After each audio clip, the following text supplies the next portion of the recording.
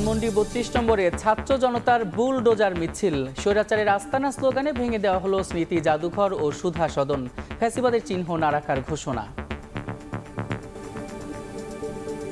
আমরা চাই বাংলাদেশে কোনো স্বৈরাচারের কোনো আস্তানা থাকবে না। স্বৈরাচারের প্রতীক হিসেবে ধরে এটাকে মানুষ গুলিয়ে দেওয়ার জন্য এবং প্রতিবাদ স্বরূপ মানুষ এখানে এসেছে। ঢাকা খুলনায় অবৈধ ইটভাটার ছড়াছড়ি, কালো ধোঁয়ায় বিপর্যস্ত পরিবেশ, বাড়ছে স্বাস্থ্য ঝুঁকি। অভিযানে মিলছে না সুফল, ব্লক ইট ব্যবহারের নির্দেশনাও উপেক্ষিত। আগামী সপ্তাহে ঘোষণা আসতে পারে নতুন মুদ্রানীতি। অত্যন্ত সতর্কতামূলক ভঙ্গির কথা বলছে কেন্দ্রীয় ব্যাংক। সুদহার না বাড়ানোর অনুরোধ ব্যবসায়ী ও অর্থনীতিবিদদের। জন্মসূত্রে মার্কিন নাগরিকত্ব বাতিলে ট্রাম্পের পরিকল্পনায় আবারও ধাক্কা। নির্বাহী আদেশে প্রাথমিক স্থগিতাদেশ আদালতের, মামলা গড়াতে পারে সুপ্রিম কোর্টে।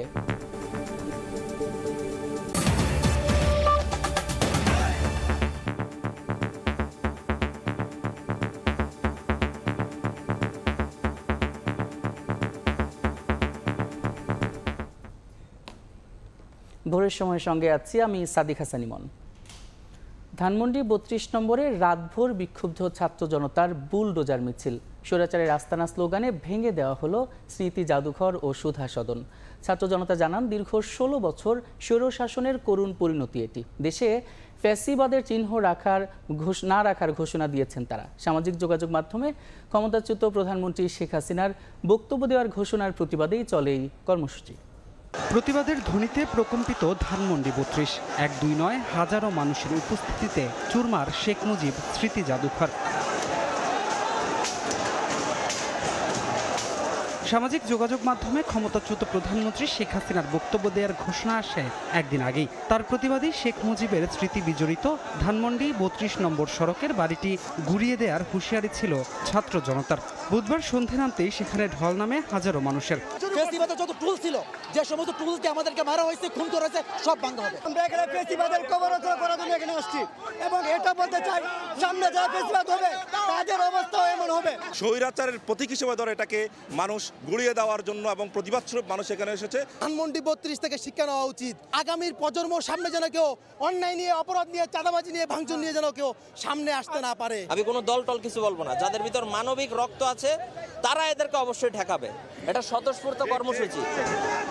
সময়ের সঙ্গে বাড়তে থাকে মানুষের ঢল, দেয়া হয় আগুন। প্রথমে হাতুড়ির মাধ্যমে ভবনটি ভেঙে ফেলার চেষ্টা হলেও রাত ১১টার দিকে আসে এসকেভেটর। গুড়িয়ে দেওয়া হয় স্মৃতি জাদুঘরের অবকাঠামো। উপস্থিত ছাত্র জনতা জানান, দীর্ঘ ১৬ বছর স্বৈরশাসনের করুণ পরিণতি এটি। এটা হচ্ছে একটি ক্ষোভের বহিঃপ্রকাশ, এটা হচ্ছে অন্যায়ের প্রতি, একটি অবিচারের প্রতি, একটি প্রতিবাদের বহিঃপ্রকাশ। অনেক দিনের মানুষের ক্ষোভ, এই ক্ষোভের করার জন্য সবাই এখানে একত্রিত হয়েছে। ভবিষ্যতে যদি কোনো স্বৈরাচার, কোনো স্বৈর শাসক যদি এরকম করার চেষ্টা করে, এর থেকে ভয়ানক পরিণত হবে। চারিদিকে জ্বলছে আগুন। ভেঙে ফেলা হয়েছে শেখ মুজিব স্মৃতি জাদুঘরের বিভিন্ন অংশ। এখানকার উপস্থিত ছাত্র জনতা বলছেন, ভবিষ্যতে কোনো নির্বাচিত সরকারও যদি ফ্যাসিস্ট হয়ে যায় তাহলে এভাবে তাদেরকে প্রতিহত করা হবে। এর আগে রাত 10:30টার দিকে আগুন দেওয়া হয় ধানমন্ডির 5/এতে শেখ হাসিনার বাসভবন সুধা সদনেও। পুড়ে যায় ভবনটির প্রথম, দ্বিতীয়, তৃতীয় ও চতুর্থ তলার বিভিন্ন কক্ষ। নিরাপত্তার স্বার্থে বিচ্ছিন্ন করা হয় বিদ্যুৎ ও গ্যাস সংযোগ। এদিকে রাজধানীর শাহবাগ, পান্থপথ, মিরপুরের বিভিন্ন এলাকায় বিক্ষোভ মিছিল ও জুলাই আগস্ট গণ অভ্যুত্থানের ভিডিও ফুটেজ প্রদর্শন করে ছাত্র জনতা। এ সময় তারা বলেন, জুলাই গণ অভ্যুত্থানের চেতনা সবার মাঝে ছড়িয়ে দিতেই তাদের এই প্রচেষ্টা। শুধু এখানেই হচ্ছে না, মিরপুর 10 স্টেডিয়ামের পাশে হচ্ছে, প্লাস আরো বিভিন্ন জায়গায় ছোট ছোট পর্দাতে হচ্ছে, যে যেভাবে পারছে। ফ্যাসিস্ট খুনি হাসিনার যে দোসররা বাংলাদেশে আছে তাদেরকে আইনের আওতায় নিয়ে আসবে। কিন্তু আমরা দেখতে পাচ্ছি 6 মাস পরেও ওরকম দৃশ্যনুরূপ কোনো রেজাল্টই নাই।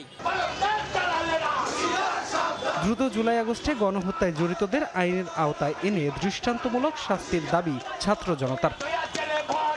ধ্রুব ব্যানার্জি, সময় সংবাদ, ঢাকা।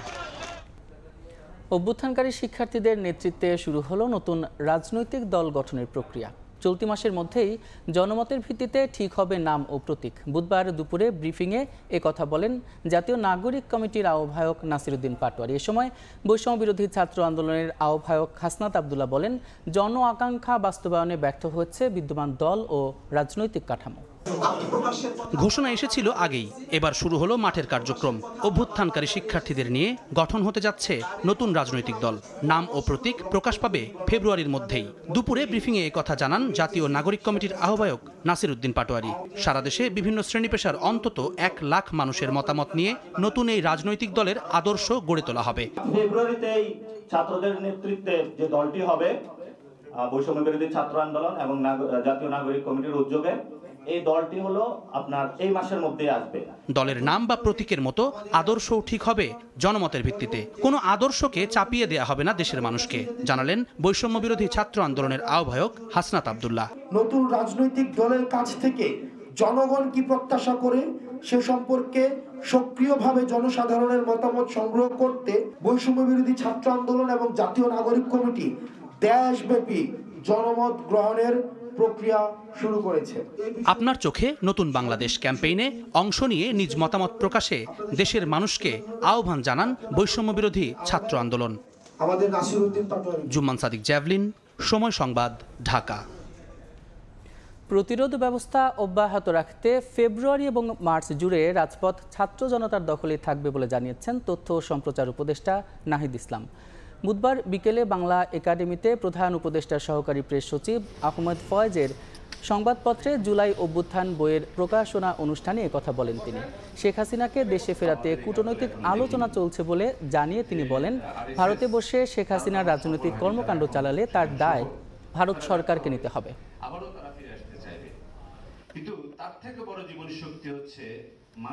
আমরা মাঠে আছি, ফেব্রুয়ারি মার্চ ছাত্র জনতা মাঠে থাকবে, রাজপথ তাদের দখলেই থাকবে। যে কোনো সময়ের জন্য আমরা আসলে প্রস্তুত।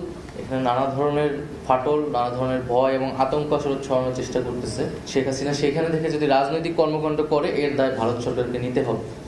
সে যদি ভারতের থেকে তার বক্তব্য প্রচার করে, রাজনৈতিক মিটিং করে, তো এটার দায় অবশ্যই ভারতকে নিতে হবে এবং ভারত সরকারের কাছে আমরা এটার জবাব দিতে চাই।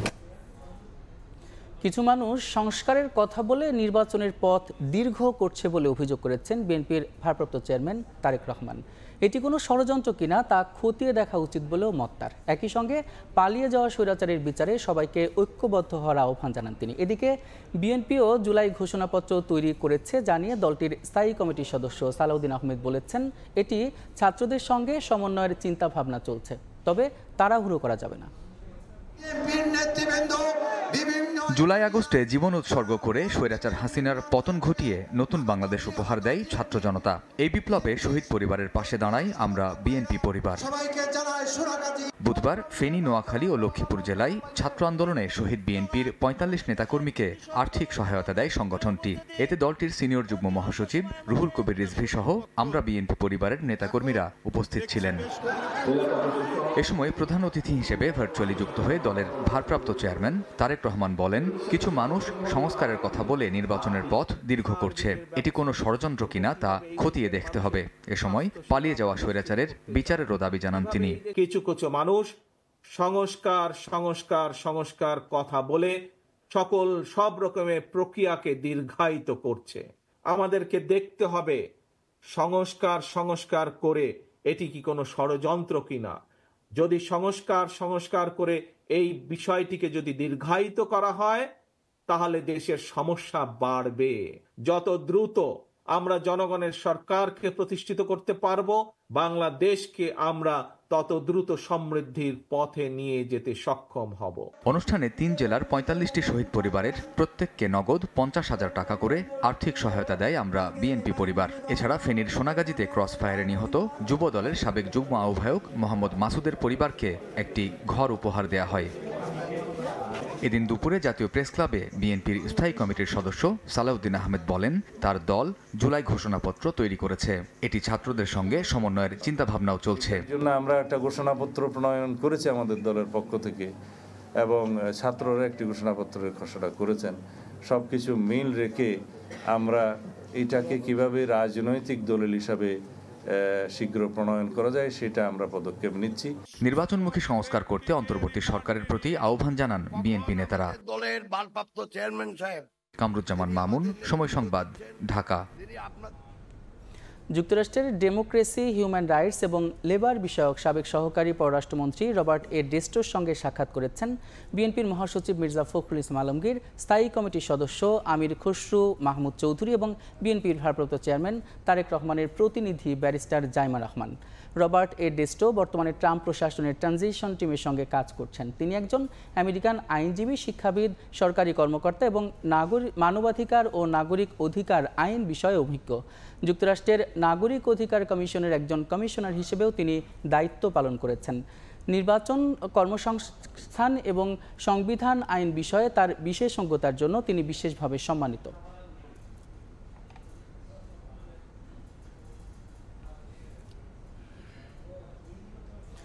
সংস্কার কমিশনগুলোর সুপারিশ নিয়ে রাজনৈতিক দলগুলোর সঙ্গে আলোচনা করে প্রণয়ন করা হবে জুলাই চার্টার, আর এটি বাস্তবায়নের উপর নির্ভর করে দেয়া হবে নির্বাচনী রোডম্যাপ।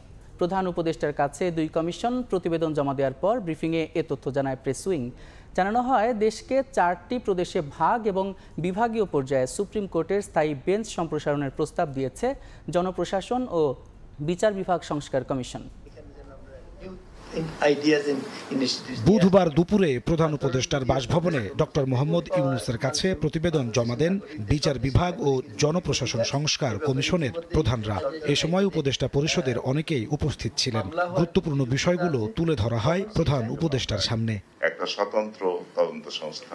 প্রস্তাবগুলো মনোযোগ দিয়ে শোনেন প্রধান উপদেষ্টা ডক্টর মোহাম্মদ ইউনূস। পরে তিনি বলেন, এগুলো বাস্তবায়ন হলে নাগরিক অধিকার প্রতিষ্ঠিত হবে। এখানে যে আসার কথা শুনিয়েছেন, সেটা এই যে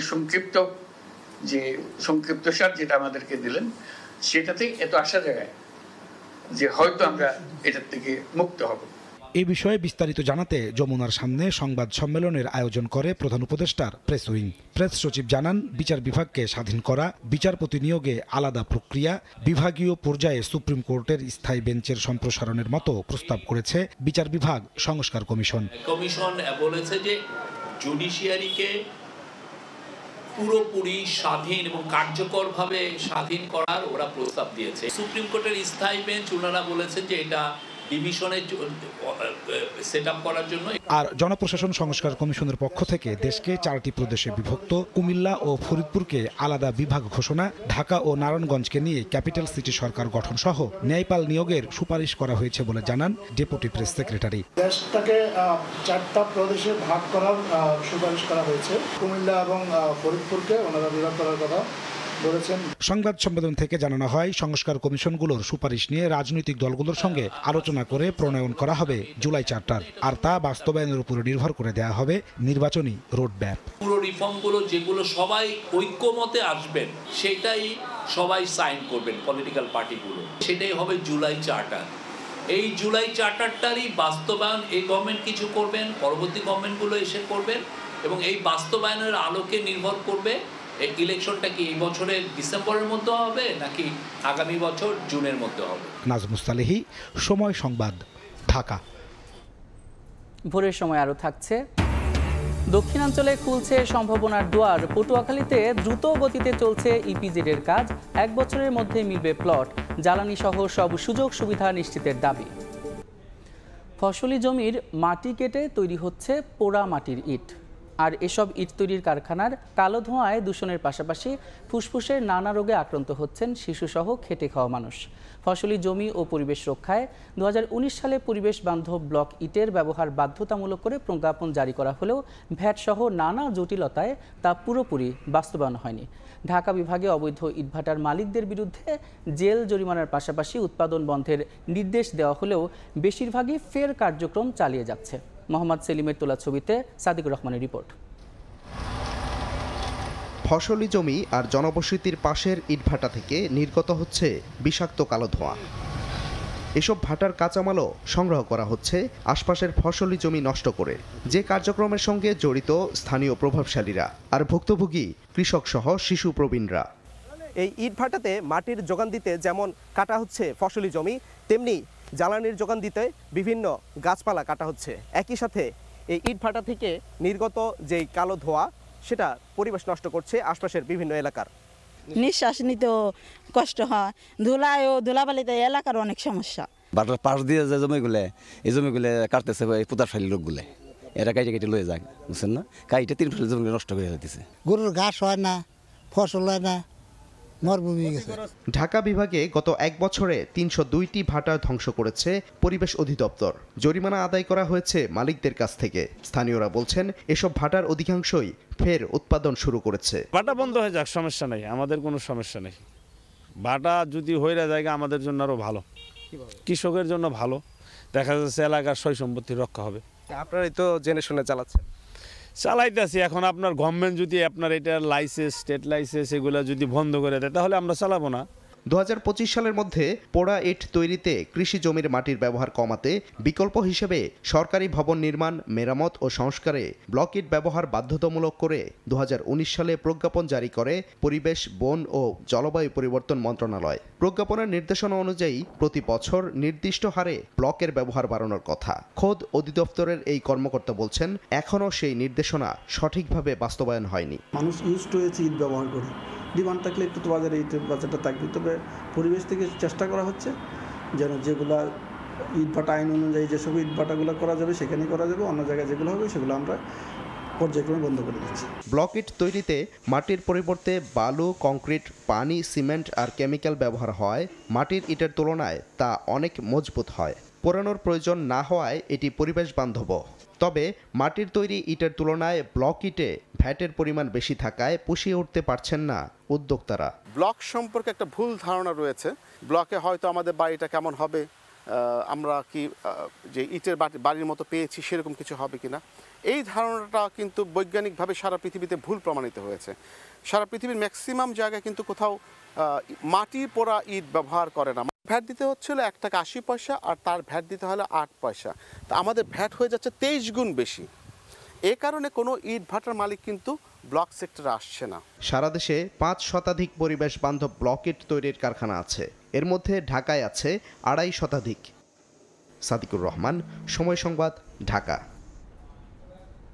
নিয়ম নীতির তোয়াক্কা না করেই দক্ষিণ পশ্চিমাঞ্চলে গড়ে উঠেছে 1000-এর বেশি ইটভাটা। এসব ভাটার বেশিরভাগই পোড়ানো হচ্ছে কাঠ। এতে আশেপাশের পরিবেশ দূষণের পাশাপাশি ঝুঁকিতে পড়েছে মানব স্বাস্থ্য ও ফসল উৎপাদন। এমনকি প্রশাসনের অভিযানেও থামছে না ইটভাটাগুলোর কার্যক্রম। আব্দুল হালিমের ছবিতে আব্দুল্লাহ আল মামুন রুবেলের রিপোর্ট। শোলমারী নদীর পার দখল করে নির্মাণ করা হয়েছে ইটভাটা। দূষিত ধোঁয়া বাতাসের মাধ্যমে ছড়িয়ে পড়ছে আশপাশের এলাকায়। আইন অনুযায়ী জনবসতি, শিক্ষা প্রতিষ্ঠান ও কৃষি জমির পাশে ইটভাটা নির্মাণ করা যাবে না। তবে খুলনা অঞ্চলের বাস্তবতা বলছে ভিন্ন কথা। জেলা ও বিভাগের তথ্য অনুযায়ী 70% ইটভাটারই নেই পরিবেশ ছাড়পত্র। অভিযোগ উঠেছে আধিপত্যের মাধ্যমে প্রভাবশালীরা নদীর তীর ও খাস জমি দখলসহ ঘনবসতি এলাকা, এমনকি হাসপাতাল, স্কুলের পার্শ্ববর্তী স্থানে গড়ে তুলেছে এসব ভাটা। ফলে বাতাসে বাড়ছে দূষণ, স্বাস্থ্য ঝুঁকি বাড়ছে এই অঞ্চলের মানুষের। এমনকি তীর দখল করায় সংকুচিত হচ্ছে অনেক নদী। প্রতিটা ফল গাছে এখন ফুল ফল আসতেছে, সেগুলো নষ্ট হয়ে যাচ্ছে, পাশাপাশি ফসলের ক্ষেত নষ্ট হয়ে যাচ্ছে। ধুলাবালি সবসময় তো অটো আছে, নাকে যাচ্ছে, চোখে যাচ্ছে, চোখের সমস্যা হচ্ছে, বাচ্চাদের শারীরিক শ্বাসকষ্ট বেশি হচ্ছে। নারকেল গাছে ফলন হয় না, কাঁচা ফসলের সমস্যা হয়। খোদ পরিবেশ অধিদপ্তরের তথ্য বলছে ডিসেম্বর থেকে ফেব্রুয়ারি পর্যন্ত খুলনার বাতাসে ধূলিকণার মাত্রা ছিল 259, 274 ও 340 মাইক্রোগ্রাম, যা চরম অস্বাস্থ্যকর হিসেবে বিবেচিত।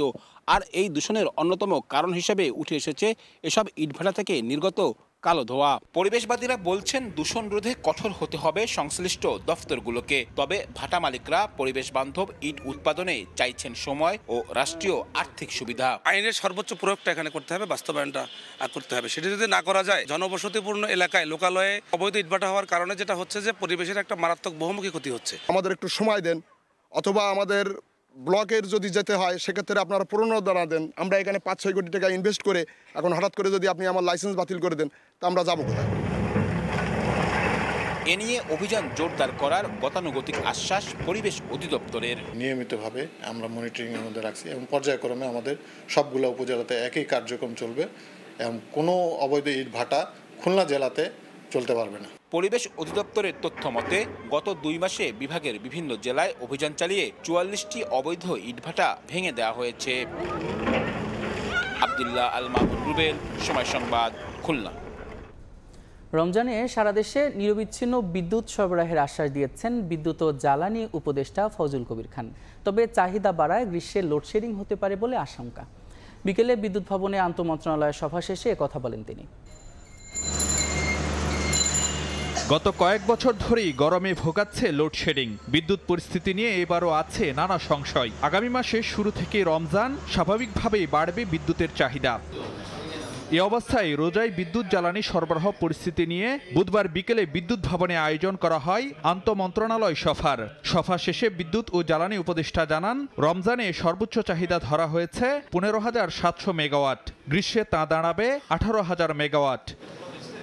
উপদেষ্টা জানান, রোজায় বিদ্যুৎ সরবরাহ স্বাভাবিক রাখতে সর্বোচ্চ চেষ্টা থাকবে, তবে চাহিদা বাড়ায় গ্রীষ্মে সইতে হবে কম বেশি লোডশেডিং। আমরা ইনশাআল্লাহ চেষ্টা করব রোজার মাসকে সম্পূর্ণভাবে লোডশেডিং মুক্ত রাখতে। টেকনিক্যাল কারণ ছাড়া যাতে কোনো লোডশেডিং না হয় সেই জন্য আমরা সম্পূর্ণ প্রস্তুতি নিয়েছি। গ্রীষ্মকালীন সময়ে আমরা এখন দেখতে পাচ্ছি যে 700 থেকে 1400 মেগাওয়াট পর্যন্ত লোডশেডিং করতে হতে পারে। বর্তমানে বিদ্যুতের দাম বাড়ানোর কোনো পরিকল্পনা নেই বলেও আশ্বস্ত করলেন উপদেষ্টা। এই মুহূর্তে দাম বাড়ানোর কোনো উদ্যোগ আমাদের নেই। আমাদের উপর অনেক প্রেশার থাকা সত্ত্বেও কিন্তু আমরা দাম বাড়াই নেই। আমরা ব্যয় সংকোচন করে এটা করার চেষ্টা করতেছি। উপদেষ্টা জানান, জ্বালানি আমদানিতে প্রয়োজনীয় অর্থ সংস্থানের আশ্বাস দিয়েছে সংশ্লিষ্ট মন্ত্রণালয়। আর গরমে লোডশেডিং হলে তা গ্রাম শহরে সমানভাবে ভাগ করা হবে। গ্রামাঞ্চলকে কোনোভাবে ডিসক্রিমিনেট করা হবে না। ফারুক ভিয়া, রবিন, সময় সংবাদ, ঢাকা। চলতি অর্থ বছরের শেষ 6 মাসের জন্য আগামী সপ্তাহে ঘোষিত হতে পারে নতুন মুদ্রানীতি। মূল্যস্ফীতি নিয়ন্ত্রণ, রিজার্ভ ধরে রাখা এবং বিনিময় হারের স্থিতিশীলতা গুরুত্ব পাবে এবারের নীতিতে। তবে সংকোচনমুখী নীতি বাস্তবায়ন করতে গিয়ে সুদের হার না বাড়ানোর অনুরোধ করেছেন ব্যবসায়ী ও অর্থনীতিবিদরা। জীবনযাত্রার ব্যয় কমিয়ে আনতে বাজার ব্যবস্থাপনার উপর জোর তাদের। সাইফুল ইসলামের রিপোর্ট। জুলাই আগস্ট গণ অভ্যুত্থানে সরকার পরিবর্তন হলেও নতুন গভর্নর পুরনো মুদ্রানীতি পর্যালোচনা করেননি। টাকার প্রবাহ কমাতে বাড়িয়েছেন নীতি সুদ হার, যদিও বাজারে তার প্রভাব খুব একটা পড়েনি। ডিসেম্বর পর্যন্ত চড়েই ছিল সাধারণ মূল্যস্ফীতি। জানুয়ারিতে সামান্য কমলেও এখনো চড়া খাদ্য মূল্যস্ফীতি। এমন বাস্তবতায় গভর্নর হিসেবে প্রথমবারের মতো মুদ্রানীতি ঘোষণা করতে যাচ্ছেন ডক্টর আহসান এইচ মনসুর। জানুয়ারি থেকে জুন সময়ের জন্য দেয়া এই নীতির ভঙ্গি এবার অত্যন্ত সতর্কতামূলক হলেও সুদহার বাড়বে কিনা তা স্পষ্ট করেনি বাংলাদেশ ব্যাংক।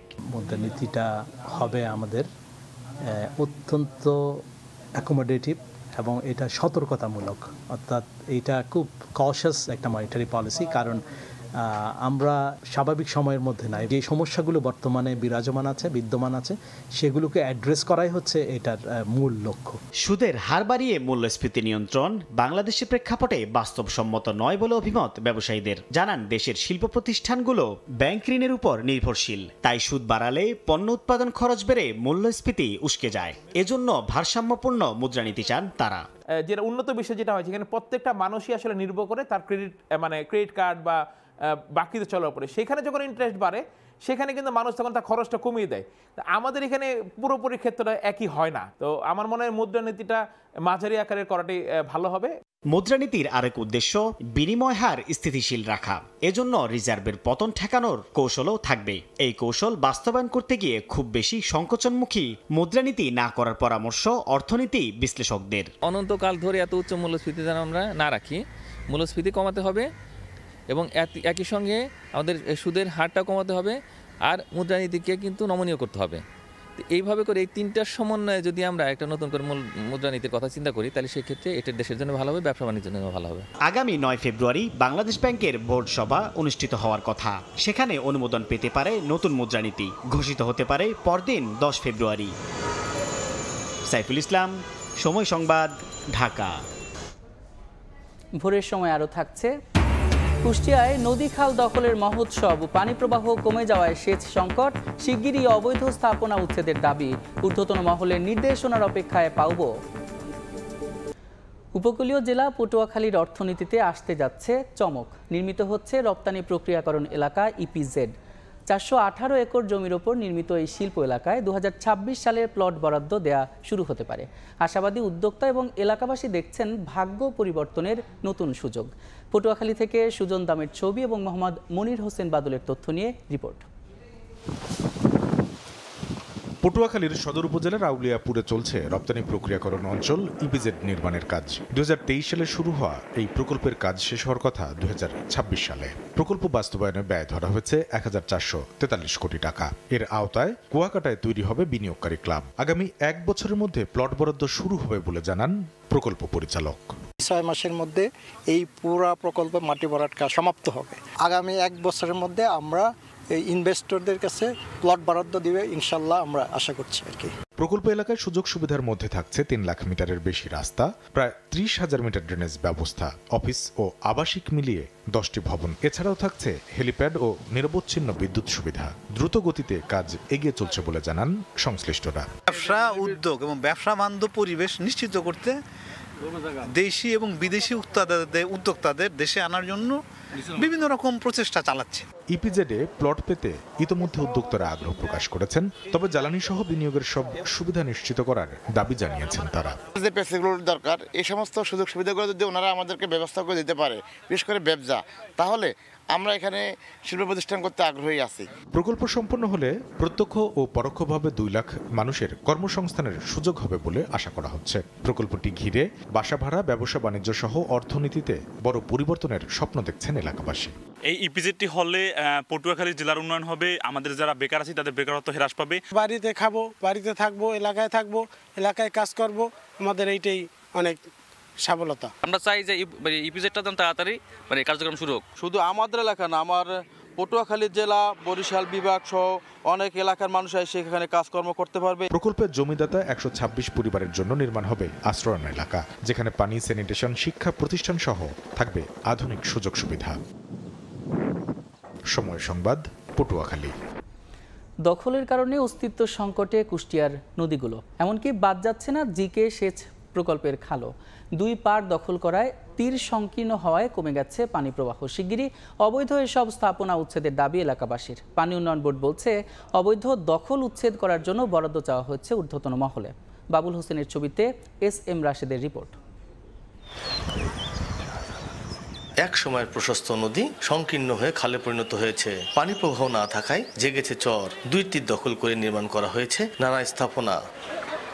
নদী ও খালের তীর দখলের মহোৎসব চলছে কুষ্টিয়ায়। এতে নদী পরিণত হচ্ছে খালে, আর খাল পরিণত হচ্ছে সরু নালায়। বাদ যাচ্ছে না জিকে সেচ প্রকল্পের খালও। আগে যে পরিমাণ পানি আসতো বা মাছ মারতাম, এখন একদম ভরাট হওয়ার কারণে কোনো কিছু করতে পারতেছি না। নদীমাতৃক যে সুনামটা অর্জন করেছিল সেটার দিক থেকেও প্রচুর পরিমাণে ক্ষতি হচ্ছে। কিছুদিন পরে হয়তো দেখা যাবে যে নদীর খালে রূপান্তরিত হচ্ছে। তীর সংকীর্ণ হয় কমে গেছে পানির প্রবাহ। এলাকাবাসী বলছেন, এতে একদিকে প্রাকৃতিক পরিবেশ নষ্ট হচ্ছে, অন্যদিকে সেচ সংকট তৈরি করছে। শিগগিরই অবৈধ সব স্থাপনা উচ্ছেদের দাবি তাদের। দখলদাররা পিলার করে, দোকানপাট করে, নোংরা ফেলে কেনাল আটো করে ফেলা দিচ্ছে। পানির সমস্যা আমাদের কৃষকের। আমরা চাই সরকার যত দ্রুত সম্ভব উদ্যোগ নিয়ে এটা দখলমুক্ত করে পানি প্রবাহের ব্যবস্থাপনা শুরু করা হোক। এরই মধ্যে 276 জন নদী দখলদার ও 580 জন জিকে সেচ প্রকল্পের খাল দখলদারের তালিকা তৈরি করেছে পানি উন্নয়ন বোর্ড। উচ্ছেদ অভিযানের জন্য ঊর্ধ্বতন মহলের বরাদ্দ চাওয়া হয়েছে বলে জানান সংশ্লিষ্ট কর্মকর্তা। বাজেট বরাদ্দ পেলে এই উচ্ছেদ কার্যক্রম সম্প্রতি সময় শুরু করব। এছাড়া আমাদের কালীগঙ্গা যে নদী আছে সেগুলোর আমাদের অবৈধ তালিকার প্রস্তুতের কাজ চলমান রয়েছে। এই তালিকা প্রস্তুত হয়ে গেলে সেগুলো আমরা উচ্ছেদের কার্যক্রম শুরু করব। কুষ্টিয়া জেলায় পদ্মা সহ 6টি নদী রয়েছে। SM রাশেদ, সময় সংবাদ, কুষ্টিয়া। সাতক্ষীরার মরিচচাপ নদীর বাঁধে দেখা দিয়েছে ভয়াবহ ভাঙন। গত কয়েকদিনে 90 ফুট জমি নদীগর্ভে বিলীন। ভাঙন ঝুঁকিতে চাপড়া মাধ্যমিক বিদ্যালয়, প্রাথমিক বিদ্যালয়, মাদ্রাসা সহ একাধিক প্রতিষ্ঠান এবং কয়েকশো বাড়িঘর। পানি উন্নয়ন বোর্ডের গাফিলতির কারণেই এমন দশা অভিযোগ এলাকাবাসীর। তবে এ বিষয়ে ঊর্ধ্বতন কর্তৃপক্ষকে অবহিত করা হলেও জানান পানি উন্নয়ন বোর্ড। মমতাজ আহমেদ বাপির ছবি এবং তথ্য নিয়ে রিপোর্ট। ভাঙতে ভাঙতে বাড়ির কিনারায় নদীর সীমানা। অনেকেই হারিয়েছেন ভিটে মাটি ও মাথা গোজার ঠাঁই। বাকি যারা আছেন তারাও ভাঙন আতঙ্কে দিন কাটাচ্ছেন। সাতক্ষীরার আশাশুনি উপজেলার মধ্য চাপড়ায় মরিচচাপ নদীর ভাঙন অব্যাহত রয়েছে। গত কয়েকদিনে 90 ফুট জমি নদীগর্ভে বিলীন। ভাঙন ঝুঁকিতে চাপড়া মাধ্যমিক বিদ্যালয়, প্রাথমিক বিদ্যালয়, মাদ্রাসা সহ একাধিক প্রতিষ্ঠান ও কয়েকশো বাড়িঘর। দ্রুত পদক্ষেপ না নিলে সব হারানোর শঙ্কায় নদী তীরের বাসিন্দারা। পানি উন্নয়ন বোর্ডের উদাসীনতার কারণেই এমন পরিস্থিতি অভিযোগ তাদের। একটা সময় 1:30টার সময় বড় বড় চাপ ভেঙে পড়তেছে, তা বাচ্চা কাচ্চা নিয়ে কি রাত 1টা-2টা পর্যন্ত কি সজাগ থাকা সম্ভব? কখন ভেঙে যাবে, কখন কি হবে, এত আতঙ্কের মধ্যে কিভাবে মানুষ বাস করতে পারে? মূলত 5 বার উঠছি আমরা আর কোথায় যাব? অনেকে আসে আজ যায়, কিন্তু কোনো প্রতিরোধ করে এই পর্যন্ত কোনো প্রতিরোধ করলো না। কন্ট্রাক্টর এবং পানি উন্নয়ন বোর্ড অর্থ ভাগাভাগির একটা বিষয় নিয়ে তাদের মধ্যে একটা সমঝোতা হয়েছে, আর ক্ষতিগ্রস্ত হইতেছে আমাদের এলাকার অসহায় পরিবারগুলো। আমরা পানি উন্নয়ন বোর্ডের ঊর্ধ্বতন কর্তৃপক্ষের সঙ্গেও কথা বলেছি, তাদেরকে অবহিত করেছি বিষয়টা, যে অতি দ্রুত তারা যেন ব্যবস্থা নেয়।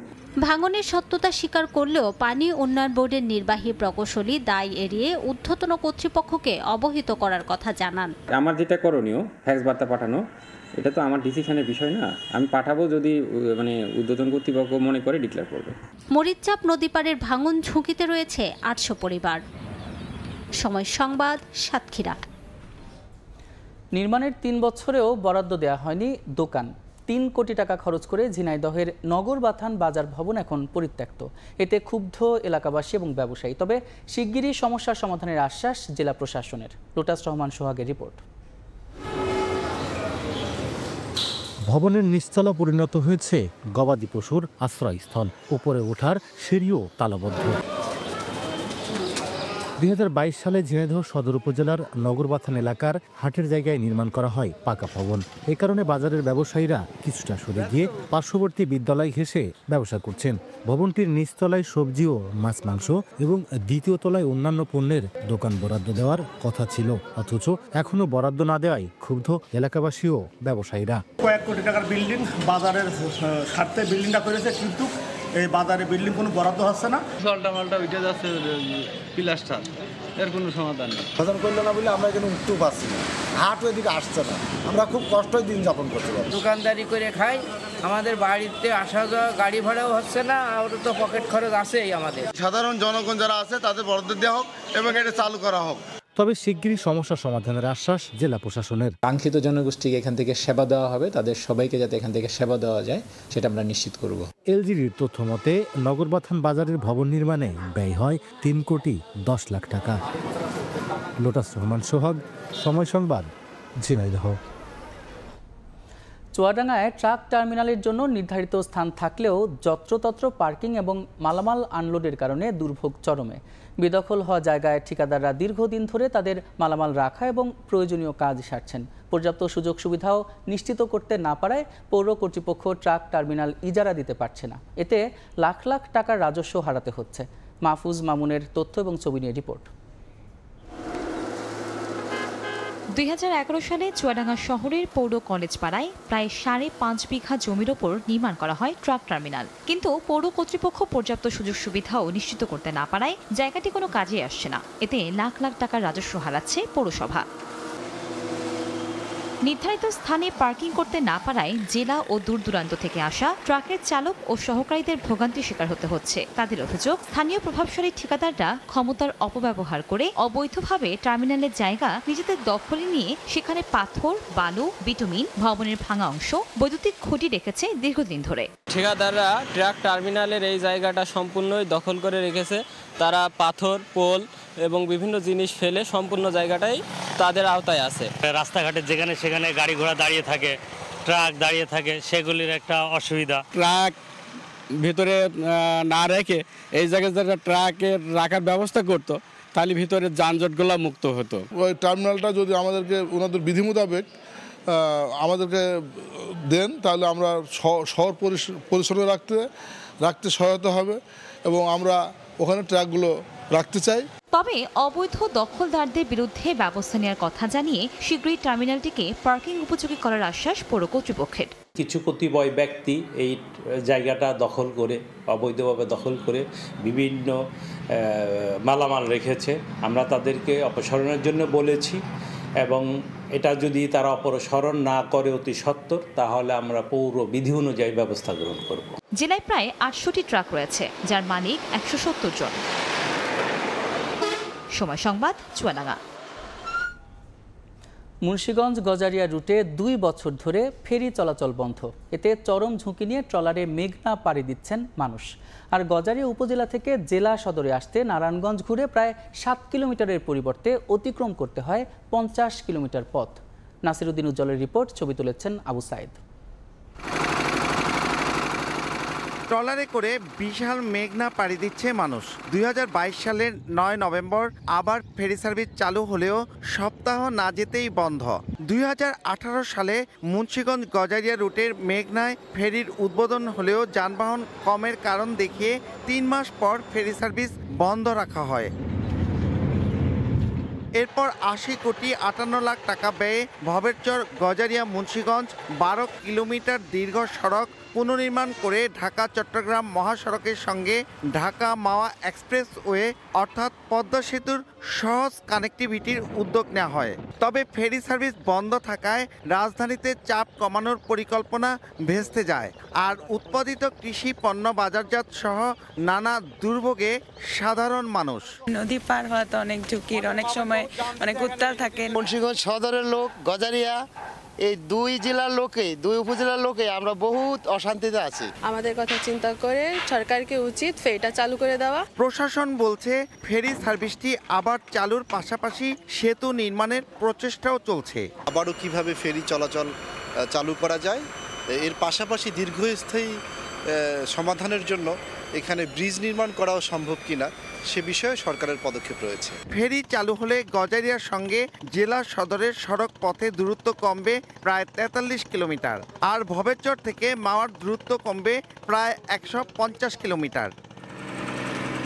2 বছর ধরে ফেরি চলাচল বন্ধ হয়ে যাওয়ায় প্রায় 10,000 মানুষ প্রতিদিন এভাবেই ট্রলারে করে 1.5 কিলোমিটার দীর্ঘ নদী পার হচ্ছে।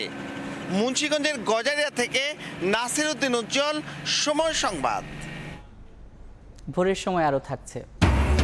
লোকালয়ে সুন্দরবনের বন্যপ্রাণী প্রবেশ ঠেকাতে বাগেরহাট সীমান্তে বেড়া নির্মাণ করছে বন বিভাগ। জীববৈচিত্র্য রক্ষায় গুরুত্বপূর্ণ ভূমিকা রাখার আশা।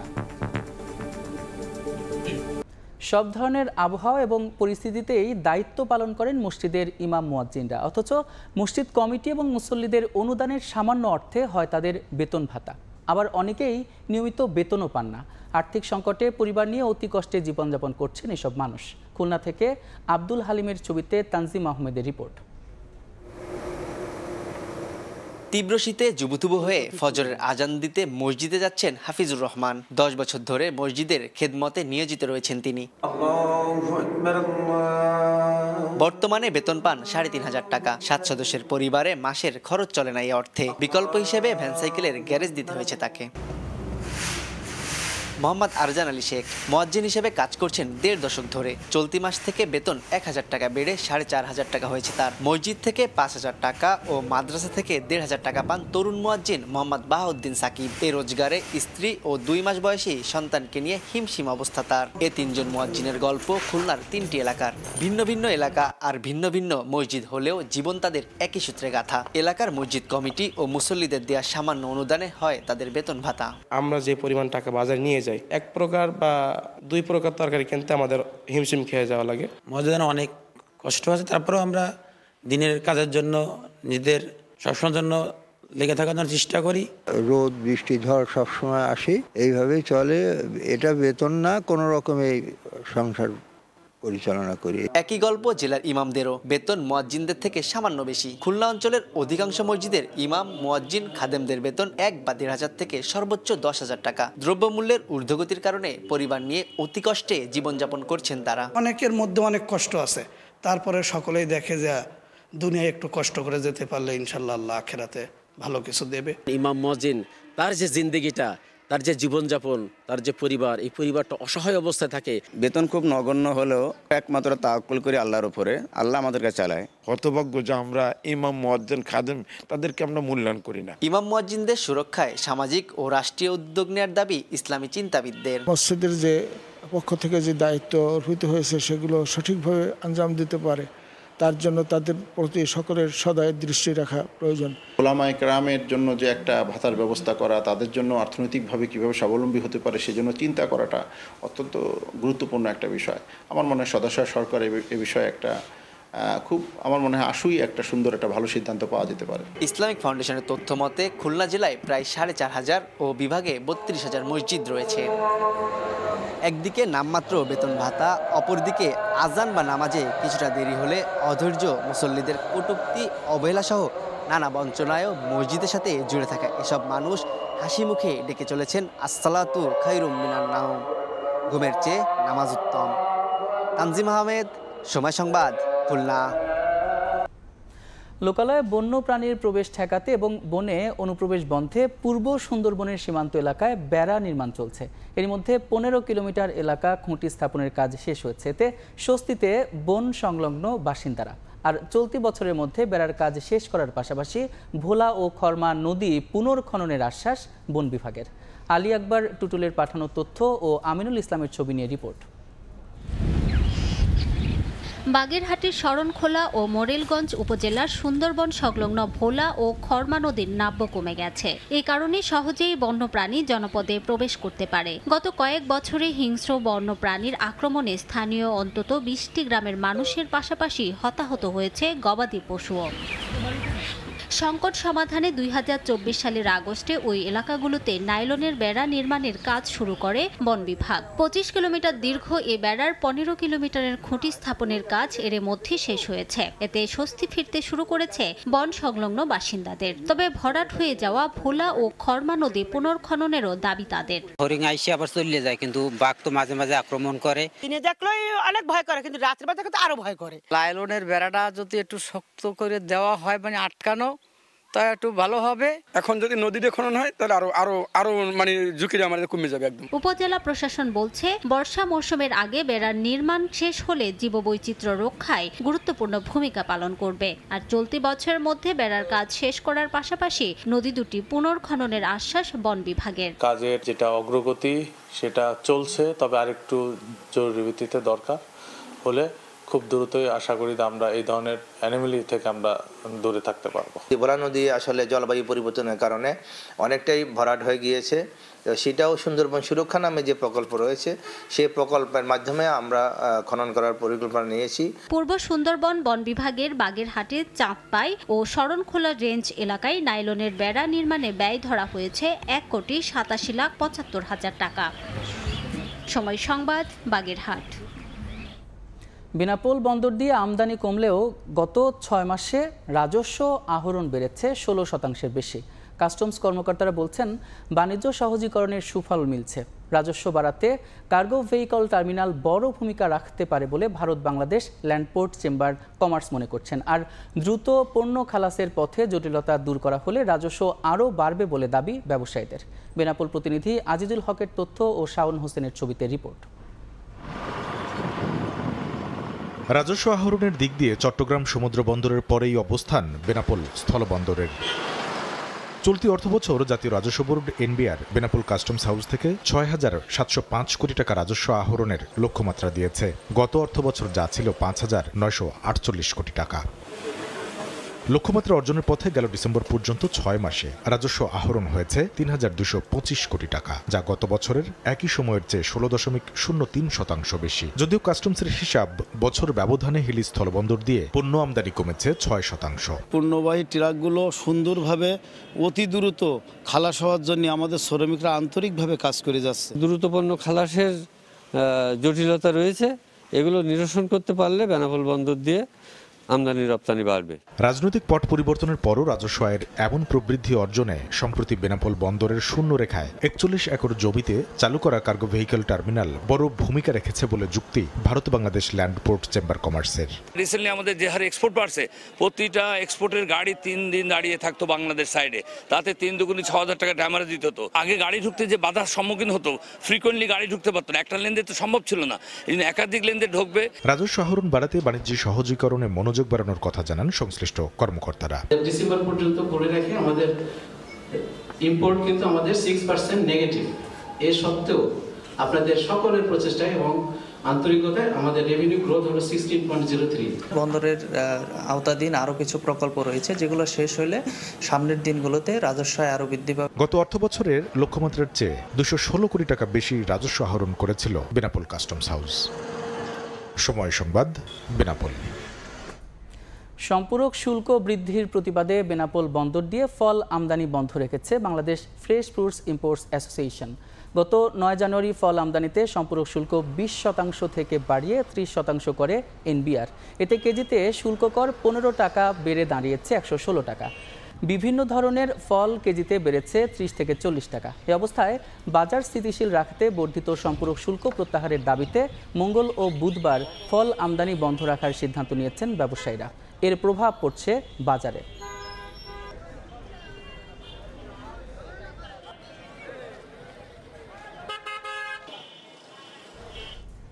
বাজারে সরবরাহ বাড়ায় কমেছে পেঁয়াজের দাম। এতে বিপাকে পড়েছেন মেহেরপুরের কৃষক। তাদের দাবি, কৃষি উপকরণের মূল্য বৃদ্ধিতে উৎপাদন খরচও বেড়েছে।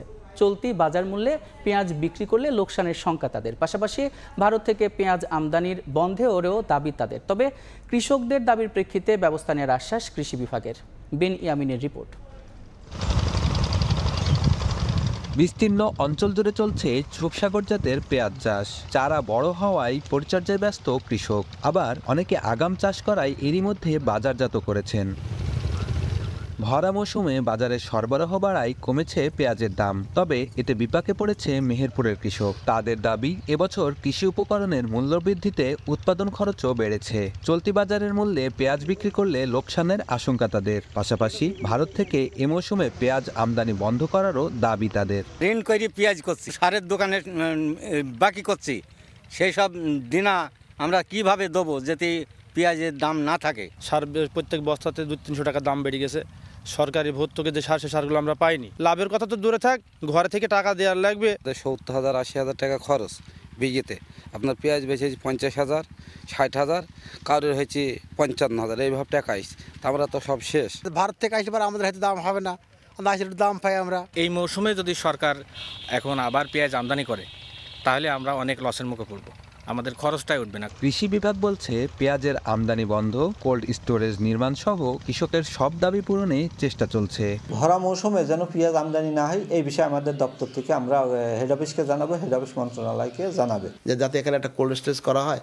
আমরা এই যে যখন উৎপাদনটা হবে তখন বাজার মূল্য নিয়ন্ত্রণ করার জন্য তারা যাতে সংরক্ষণ করতে পারে, তো সেটাও আমরা কর্তৃপক্ষকে পৌঁছে দিয়েছি। কৃষি বিভাগের তথ্যমতে মেহেরপুরে চলতি মৌসুমে 5,066 হেক্টর জমিতে পেঁয়াজ আবাদ হয়েছে। উৎপাদন লক্ষ্যমাত্রা ধরা হয়েছে 1,22,900 মেট্রিক টন। বেন ইয়ামিন, সময় সংবাদ, মেহেরপুর। বোরো মৌসুমকে সামনে রেখে মেহেরপুরের মাঠে বেড়েছে কৃষকের ব্যস্ততা। জমি তৈরির পাশাপাশি ধানের চারা রোপণ করছেন তারা। এ বিষয়ে আরও জানাতে সদর উপজেলার বন্দরগ্রামে আছেন সহকর্মী বেনিয়ামিন। সরাসরি যাচ্ছি তার কাছে। বেনিয়ামিন, শীতকালীন সবজিতে লোকসানের পরে এখন কৃষকরা কিন্তু আশায় বুক বাঁধছেন ধান আবাদে।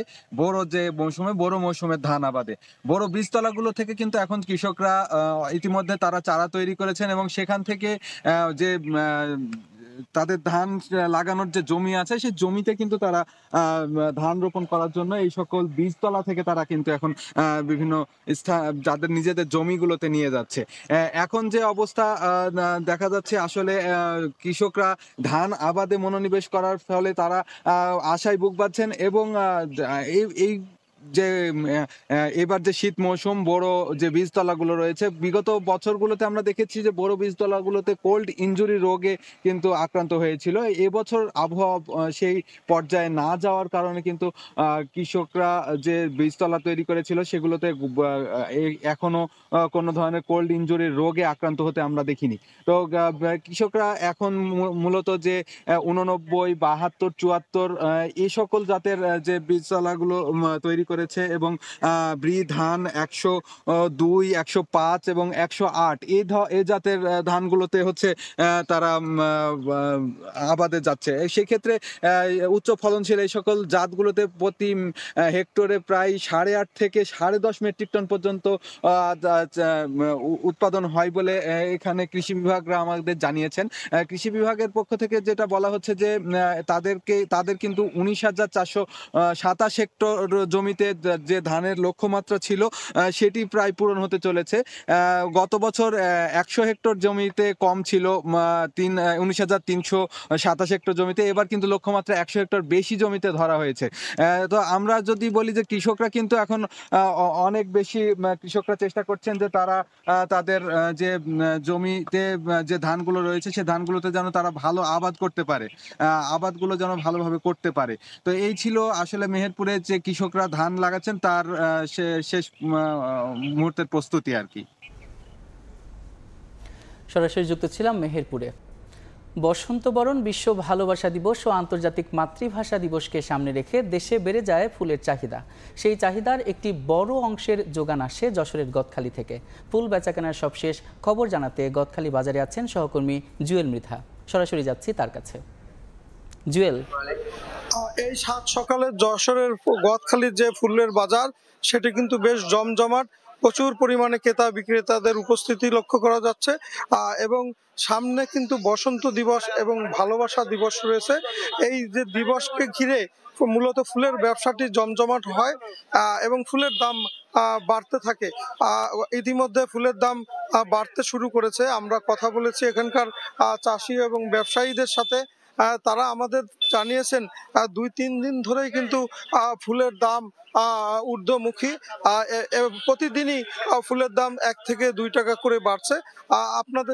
আপনার মাধ্যমে দর্শকদেরকে জানিয়ে রাখি যে আজকে যে ফুলের বাজার, সে ফুলের বাজারে গোলাপ ফুল বিক্রি হচ্ছে 8 থেকে 12 টাকা পর্যন্ত। বিভিন্ন ভ্যারাইটিজের এবং কালারের গোলাপ ফুল রয়েছে।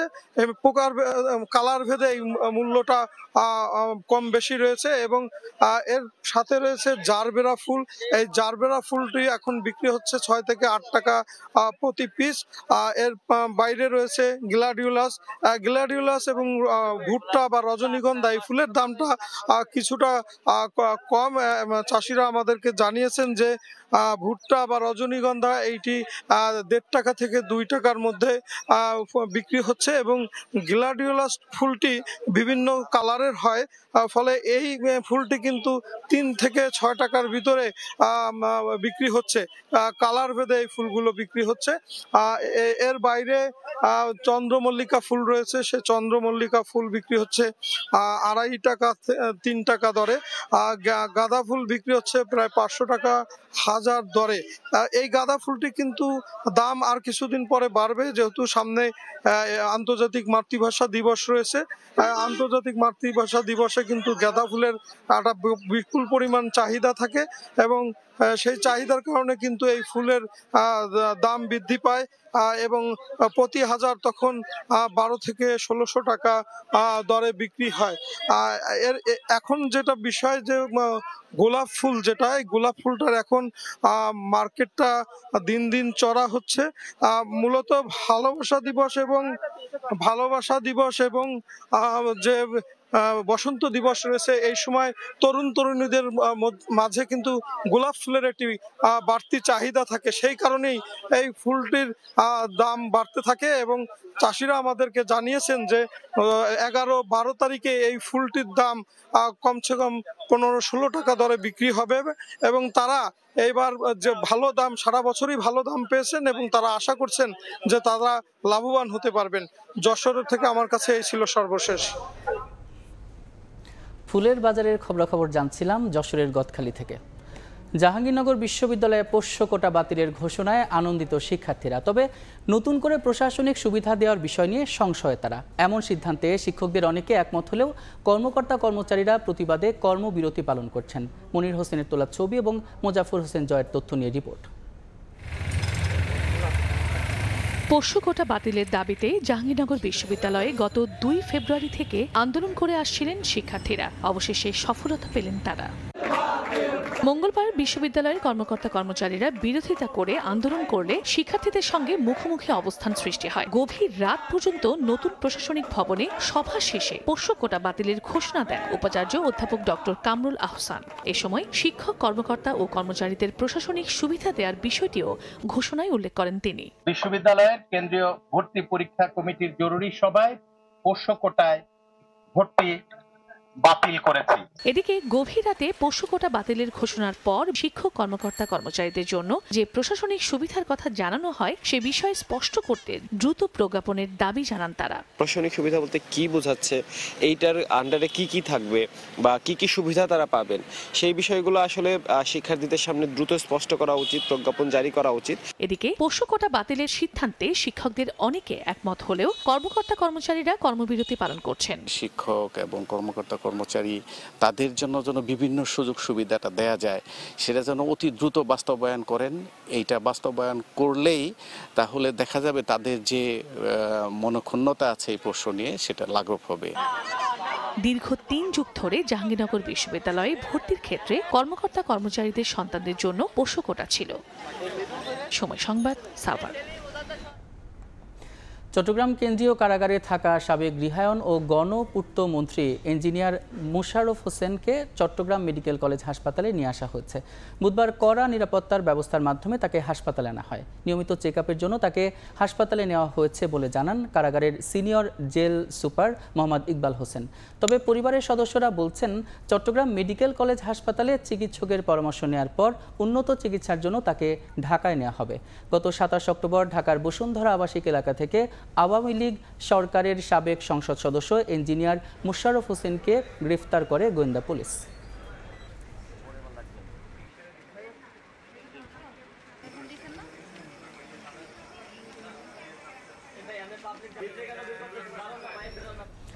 গণহত্যার বিচার এবং দেশবিরোধী ষড়যন্ত্রকারীদের প্রতিহত করার দাবি জানিয়েছেন ইসলামী আন্দোলন বাংলাদেশ। বুধবার রাত 11টার দিকে সংগঠনের পঞ্চগড় জেলা শাখার উদ্যোগে শহরের শেরি বাংলা পার্ক এলাকা থেকে বের করা হয় বিক্ষোভ মিছিল। শহরের প্রধান সড়ক প্রদক্ষিণ শেষে আবার একই স্থানে গিয়ে শেষ হয় মিছিলটি। পরে সেখানে সংক্ষিপ্ত সমাবেশে বক্তারা আওয়ামী লীগ সরকারের গণহত্যার বিচার এবং দেশবিরোধী ষড়যন্ত্রকারীদের প্রতিহতের দাবি জানান।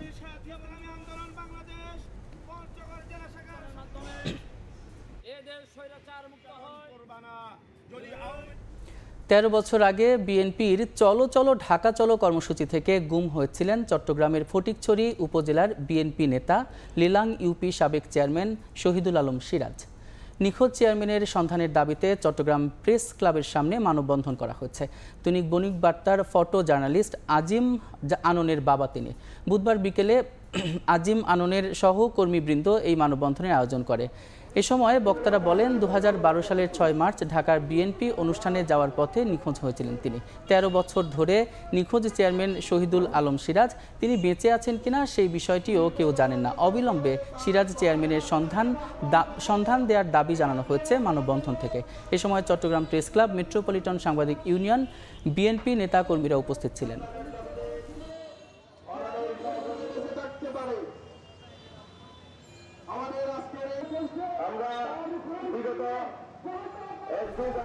বাগেরহাটে স্থানীয়দের সঙ্গে নিয়ে স্বেচ্ছাশ্রমে 2 কিলোমিটার বেড়িবাঁধ নির্মাণ করেছে বাংলাদেশ জামাতে ইসলামী। দীর্ঘদিন ধরে জোয়ার ভাটার পানি ওঠানামার সদর উপজেলার ভৈরব নদীর তীরবর্তী এলাকায় ফসলি জমি নষ্ট, জলোচ্ছ্বাসে বাড়িঘর প্লাবিত সহ নানা ভোগান্তিতে পড়েছেন স্থানীয়রা। সরকারের বিভিন্ন দফতরে আবেদন করেও মেলেনি কোনো প্রতিকার। এলাকাবাসীর ভোগান্তি লাঘবে বুধবার ভৈরব নদীর পাশে চাপাতলা গ্রামের বেড়িবাঁধ নির্মাণের কাজ শুরু করে। এতে জামাতে ইসলামের 2 শতাধিক নেতাকর্মী অংশ নেন।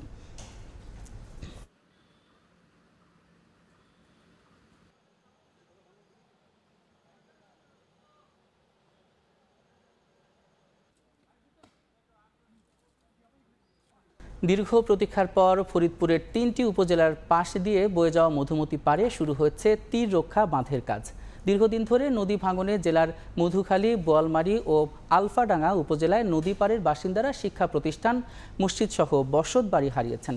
তাদের দাবি ছিল স্থায়ী তীর রক্ষা বাঁধের। অবশেষে প্রতীক্ষার অবসান করে আলফাডাঙ্গা উপজেলার গোপালপুর ইউনিয়নের বজরা গ্রামের নদী পাড় এলাকায় শুরু হয়েছে বাঁধ নির্মাণ।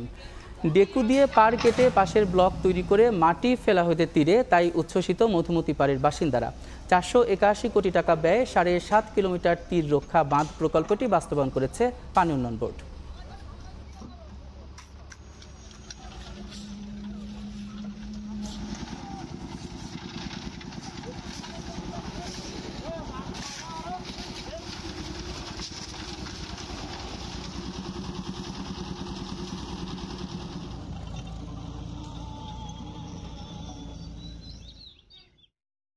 মসজিদ মাদ্রাসা ছিল, এখানে পাকা রোড ছিল, রোডের সাথে আমার যে বাড়ি ছিল গেটের ভিতর দিয়ে আমরা গেট খুলে ঢুকতাম। আর আজকে পথে নেমে গেছি, বিলিয়ন হয়ে গেছে সবকিছু।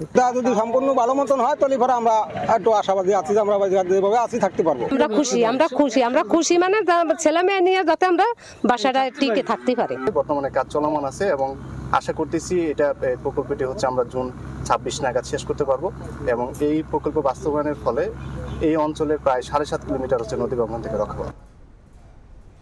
ক্ষুদ্র শিল্প ক্ষুদ্র নয়, দিনে দিনে বড় হয়, এই স্লোগানে পটুয়াখালীতে শুরু হলো 10 দিনব্যাপী বিসিক উদ্যোক্তা মেলা। বুধবার শহরের ডিসি স্কয়ার মাঠে মেলার উদ্বোধন করেন জেলা প্রশাসক। পরে বিভিন্ন স্টল ঘুরে দেখেন তিনি।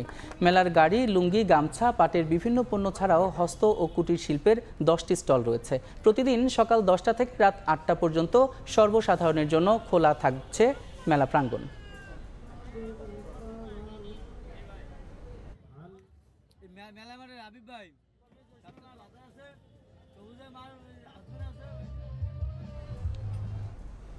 ভোরের সময় এই ছিল আমার কাছে। পরবর্তী সংবাদগুলো জানাতে সঙ্গে থাকবেন আরিফ। ধন্যবাদ ইমন। ফিলিস্তিনিদের সরিয়ে গাজা দখল নিতে মার্কিন প্রেসিডেন্টের প্রস্তাব নিয়ে বিশ্বজুড়ে সমালোচনা থামছেই না। মিত্রদেশ যুক্তরাষ্ট্র, ফ্রান্স, স্পেন তার বক্তব্যের বিরোধিতা করেছে। ট্রাম্পের পরিকল্পনাকে ফিলিস্তিনিদের বৈধ আকাঙ্ক্ষার উপর আঘাত এবং দ্বিরাষ্ট্র সমাধানের জন্য বড় বাধা হিসেবে উল্লেখ করেছে দেশগুলো। মার্কিন প্রেসিডেন্টকে সমালোচনার তীরে বিদ্ধ করেছে চীন, রাশিয়া, ইরান ও তুরস্ক। এদিকে ট্রাম্পের পক্ষে সাফাই গিয়ে যুক্তরাষ্ট্রের পররাষ্ট্রমন্ত্রী মার্কো রুবিও বলেছেন, ফিলিস্তিনিদের সাময়িকভাবে সরিয়ে ট্রাম্প কেবল গাজার ধ্বংসস্তূপ সরাতে চান। ফিলিস্তিনিদের স্থানান্তর করে গাজা দখলের প্রস্তাব দিয়ে বিশ্বব্যাপী চাঞ্চল্যের সৃষ্টি করেছেন মার্কিন প্রেসিডেন্ট ডোনাল্ড ট্রাম্প। তার এমন প্রস্তাবে সমালোচনার ঝড় উঠেছে। যুক্তরাজ্যের প্রধানমন্ত্রী কিয়ার স্টারমার ফিলিস্তিন ও ইসরায়েলের দ্বিরাষ্ট্রভিত্তিক সমাধান প্রক্রিয়ায় তার দেশের সমর্থনের কথা পুনর্ব্যক্ত করেছেন। ব্রিটিশ পার্লামেন্টে দাঁড়িয়ে তিনি বলেন, ফিলিস্তিনিদের অবশ্যই তাদের ঘরে ফিরতে দিতে হবে। গাজার বর্তমান পরিস্থিতিকে সংকটপূর্ণ আখ্যা দিয়ে যুক্তরাজ্যের পররাষ্ট্রমন্ত্রী ডেভিড ল্যামি বলেছেন, ফিলিস্তিনিদেরকে অবশ্যই গাজা ও পশ্চিম তীরে নিরাপদে বাস করা ও উন্নয়নের সুযোগ পেতে হবে। গাজার ফিলিস্তিনি জনগণকে জোর করে বাস্তুচ্যুত করার বিরোধিতা করেছে ফ্রান্সও। ট্রাম্পের প্রস্তাবের বিষয়ে ফ্রান্সের পররাষ্ট্র মন্ত্রণালয় বলছে, তার এই পরিকল্পনা আন্তর্জাতিক আইনের লঙ্ঘন। এটি ফিলিস্তিনিদের বৈধ আকাঙ্ক্ষার উপর আঘাত এবং দ্বিরাষ্ট্র সমাধানের জন্য একটি বড় বাধা। গাজাকে ফিলিস্তিনিদের ভূমি আখ্যা দিয়ে স্পেনের পররাষ্ট্রমন্ত্রী বলেছেন, অঞ্চলটি ভবিষ্যৎ ফিলিস্তিন রাষ্ট্রের অংশ, যা স্পেন সমর্থন করে এবং ইসরায়েলের নিরাপত্তা ও উন্নতির নিশ্চয়তা দিয়ে গাজা পাশাপাশি অবস্থানে থাকতে হবে। গাজাবাসীকে নিয়ে ট্রাম্পের পরিকল্পনার তীব্র সমালোচনা করেছে চীন, রাশিয়া, ইরান, তুরস্ক। চীনের পররাষ্ট্র মন্ত্রণালয় বলেছে, তারা আশা করে সব পক্ষই যুদ্ধবিরতি ও সংঘাত পরবর্তী শাসনকে একটি সুযোগ হিসেবে গ্রহণ করবে, যাতে দ্বিরাষ্ট্র সমাধানের ভিত্তিতে ফিলিস্তিনের বিষয়টিকে রাজনৈতিক সমাধানের সঠিক পথে ফিরিয়ে আনা যায়। ক্রেমলিনের মুখপাত্র দিমিত্রি পেসকভ বলেন, রাশিয়া মনে করে মধ্যপ্রাচ্য সংকটের মীমাংসা কেবল দ্বিরাষ্ট্র ভিত্তিক সমাধানের ভিত্তিতেই সম্ভব। ট্রাম্পের বক্তব্যের সমালোচনা করেছে অ্যামনেস্টি ইন্টারন্যাশনাল। সামাজিক মাধ্যমে দেয়া পোস্টে সংস্থাটি বলেছে, গাজা নিয়ে মার্কিন প্রেসিডেন্টের মন্তব্য বেআইনি ও ভয়ঙ্কর। জোরপূর্বক উপত্যকা থেকে ফিলিস্তিনিদের সরিয়ে দেয়াকে যুদ্ধাপরাধ হিসেবেও আখ্যা দিয়েছে অ্যামনেস্টি ইন্টারন্যাশনাল। এদিকে প্রেসিডেন্ট ডোনাল্ড ট্রাম্পের কথার ব্যাখ্যা দাঁড় করিয়ে মার্কিন পররাষ্ট্রমন্ত্রী মার্কো রুবিও বলেছেন, ট্রাম্প কেবল গাজার ধ্বংসস্তূপ সরাতে চান, আর তা করতে হলে উপত্যকাটির মানুষদের অন্য জায়গায় সরে যেতে হবে। মার্কিন প্রেসিডেন্ট কঠোর কোনো পদক্ষেপের কথা বোঝাননি বলেও দাবি করেন রুবিও। আর হোয়াইট হাউস বলেছে, গাজা দখলে নেওয়ার প্রস্তাবের অংশ হিসেবে উপত্যকায় মার্কিন সেনা পাঠানোর প্রতিশ্রুতি দেননি ট্রাম্প। ফরহাদ চৌধুরী, সময় সংবাদ। সৌদি আরবের পর আর এক মিত্র দেশ তুরস্কে সফরে গেলেন সিরিয়ার নতুন প্রেসিডেন্ট আহমেদ আল শারা। পরে তুর্কি প্রেসিডেন্ট রিসেপ তাইপ এরদোয়ানের সঙ্গে দ্বিপক্ষীয় বৈঠক করেন তিনি। বৈঠকে দুই দেশের নিরাপত্তা ও কুর্দি বিদ্রোহী ইস্যু নিয়ে আলোচনা করেন তারা। এ সময় মার্কিন সমর্থিত কুর্দি বিদ্রোহী ও জঙ্গি গোষ্ঠী আইএস নির্মূলে সিরিয়াকে সব ধরনের সহায়তার আশ্বাস দেন এরদোয়ান। এছাড়া সিরিয়ায় নতুন সামরিক ঘাঁটি নির্মাণের বিষয়েও আলোচনা করেন তারা। এদিকে সিরিয়ায় অবস্থিত রুশ ঘাঁটির বিষয়ে হায়াত তাহরি আল শামসের সঙ্গে আলোচনার বসার ইঙ্গিত দিয়েছে মস্কো। সিরিয়ার অন্তর্বর্তী সরকারের প্রেসিডেন্ট আহমেদ আল শারার সঙ্গে তুরস্কের রিসেপ তাইপ এরদোয়ানের সম্পর্ক বেশ পুরানো। বাশার আল আসাদের পতনের পর হায়াত তাহরির আল শাম ক্ষমতায় আসার পর থেকেই সিরিয়ার সঙ্গে সম্পর্ক পুনর্নির্মাণের চেষ্টা করেন এরদোয়ান। সিরিয়ায় নিজেদের কূটনৈতিক মিশন পুনরায় চালু করেছে তুরস্ক। একই সঙ্গে তুরস্কের গোয়েন্দা প্রধান ও শীর্ষ কূটনীতিককে আলোচনার জন্য সিরিয়ায় পাঠায় আঙ্কারা। এবার সিরিয়ার প্রেসিডেন্ট হিসেবে দায়িত্ব গ্রহণের পর সৌদি আরব সফর শেষে তুরস্কে সফরে গেছেন আহমেদ আল শারা। স্থানীয় সময় মঙ্গলবার আঙ্কারায় দুই দেশের নিরাপত্তা, প্রতিরক্ষা ও কুর্দি বিদ্রোহী ইস্যু নিয়ে আলোচনা করেন রিসেপ তাইপ এরদোয়ান ও আহমেদ আল শারা। মার্কিন সমর্থিত কুর্দি গোষ্ঠী সিরিয়ান ডিফেন্স ফোর্স ও আইএস মোকাবিলায় শারাকে পূর্ণ সহায়তার আশ্বাস দেন এরদোয়ান। দামেস্কের ভৌগোলিক অখণ্ডতা নিশ্চিত করার উপর জোর দেওয়ার পাশাপাশি এসডিএফকে নিরস্ত্র করার আহ্বান জানান শারা। দুই নেতা কৌশলগত অংশীদারিত্ব নিয়ে আলোচনা করেন, যেখানে তুরস্ক সিরিয়ায় নতুন সামরিক ঘাঁটি স্থাপনের পরিকল্পনা করছে। সিরিয়ার উপর আন্তর্জাতিক নিষেধাজ্ঞা প্রত্যাহারে কাজ করার প্রতিশ্রুতি দেন এরদোয়ান। আরব দেশগুলোকে দামেস্কের নতুন সরকারকে সমর্থনের আহ্বান জানান তিনি। পাশাপাশি দুই দেশের মধ্যে অর্থনৈতিক সহযোগিতা বাড়ানোর পরিকল্পনাও আলোচনায় আসে। সিরীয় শরণার্থী প্রসঙ্গে এরদোয়ান জানান, দেশ স্থিতিশীল হলে স্বেচ্ছায় প্রত্যাবর্তনের হার বাড়বে। এদিকে সামরিক ঘাঁটি নিয়ে শিগগিরই রাশিয়া ও সিরিয়ার মধ্যে আলোচনা হতে পারে বলে জানিয়েছে রুশ গণমাধ্যম তাস। রুশ উপপররাষ্ট্রমন্ত্রী মিখাইল বগদানভ জানান, সিরিয়ায় রাশিয়ার সামরিক ঘাঁটি নিয়ে আরও আলোচনার প্রয়োজন। মালিহা সুহরাওয়ার্দী, সময় সংবাদ। যুক্তরাষ্ট্রে জন্মসূত্রে নাগরিকত্ব বাতিলের প্রেসিডেন্ট ডোনাল্ড ট্রাম্পের নির্বাহী আদেশ আটকে দিয়েছেন আদালত। বুধবার ডিস্ট্রিক্ট আদালতের বিচারক দেবোরাহ বোর্ডম্যান এক রুল জারি করে যুক্তরাষ্ট্রব্যাপী প্রেসিডেন্টের আদেশের উপর প্রাথমিক স্থগিতাদেশ দিয়েছেন। এর আগে ওয়াশিংটন অঙ্গরাজ্যের এক বিচারক জন্মসূত্রে নাগরিকত্ব আইন বাতিলের আদেশ 14 দিনের জন্য স্থগিত করেছিলেন। যুক্তরাষ্ট্র থেকে হাসানুজ্জামান সাকির রিপোর্ট। মার্কিন সংবিধানের চতুর্দশ সংশোধনী অনুযায়ী যুক্তরাষ্ট্রে জন্ম নেয়া সবার নাগরিকত্ব পাওয়ার অধিকার রয়েছে, কিন্তু প্রেসিডেন্ট হিসেবে যুক্তরাষ্ট্রের ক্ষমতার মসনদে বসেই তা বাতিল করেন ডোনাল্ড ট্রাম্প। এ নিয়ে দেখা দেয় বিতর্ক। তার এই নির্বাহী আদেশ কিছুদিন আগে সাময়িক স্থগিত করেছিলেন ওয়াশিংটন অঙ্গরাজ্যের একজন বিচারক। এবার একই পদক্ষেপ নিলেন মার্কিন ফেডারেল আদালত। ওয়াশিংটন অঙ্গরাজ্যের 14 দিনের ওই স্থগিতাদেশ শেষ হওয়ার আগেই বুধবার মার্কিন ফেডারেল আদালতের বিচারক দেবোরা বোর্ডম্যান প্রেসিডেন্টের নাগরিকত্ব আইন বাতিলের আদেশ দেশব্যাপী স্থগিত করলেন। স্থগিতাদেশের রুলে মেরিল্যান্ড জেলা জজ আদালতের বিচারক দেবোরা বলেন, প্রেসিডেন্ট ট্রাম্পের নির্বাহী আদেশ 125 বছরের পুরনো সুপ্রিম কোর্টের রায়ের সাথে সাংঘর্ষিক এবং 250 বছরের মার্কিন ইতিহাসের পরিপন্থী। প্রেসিডেন্ট ডোনাল্ড ট্রাম্পের নির্বাহী আদেশের বিরুদ্ধে মেরিল্যান্ডে মামলা দায়ের করেছিলেন 5 গর্ভবতী নারী ও 2টি অভিবাসী অধিকার গ্রুপ। বিচারক দেবোরা বলেন, এই মামলা চলাকালীন প্রেসিডেন্টের আদেশের বিরুদ্ধে নিষেধাজ্ঞাটি বহাল থাকবে। আইন বিশ্লেষকরা বলছেন, নাগরিকত্ব আইন বাতিলের এই মামলাটি শেষ পর্যন্ত সুপ্রিম কোর্ট পর্যন্ত গড়াতে পারে। হাসানুজ্জামান সাকি, সময় সংবাদ, যুক্তরাষ্ট্র। এবার জাতিসংঘের মানবাধিকার কাউন্সিল থেকে যুক্তরাষ্ট্রকে প্রত্যাহারের নির্বাহী আদেশে সই করেছেন মার্কিন প্রেসিডেন্ট ডোনাল্ড ট্রাম্প। একই সঙ্গে ফিলিস্তিনিদের জন্য জাতিসংঘের প্রধান ত্রাণ সংস্থা UNRWA এর অর্থায়ন বন্ধ রাখার নির্দেশ দিয়েছেন।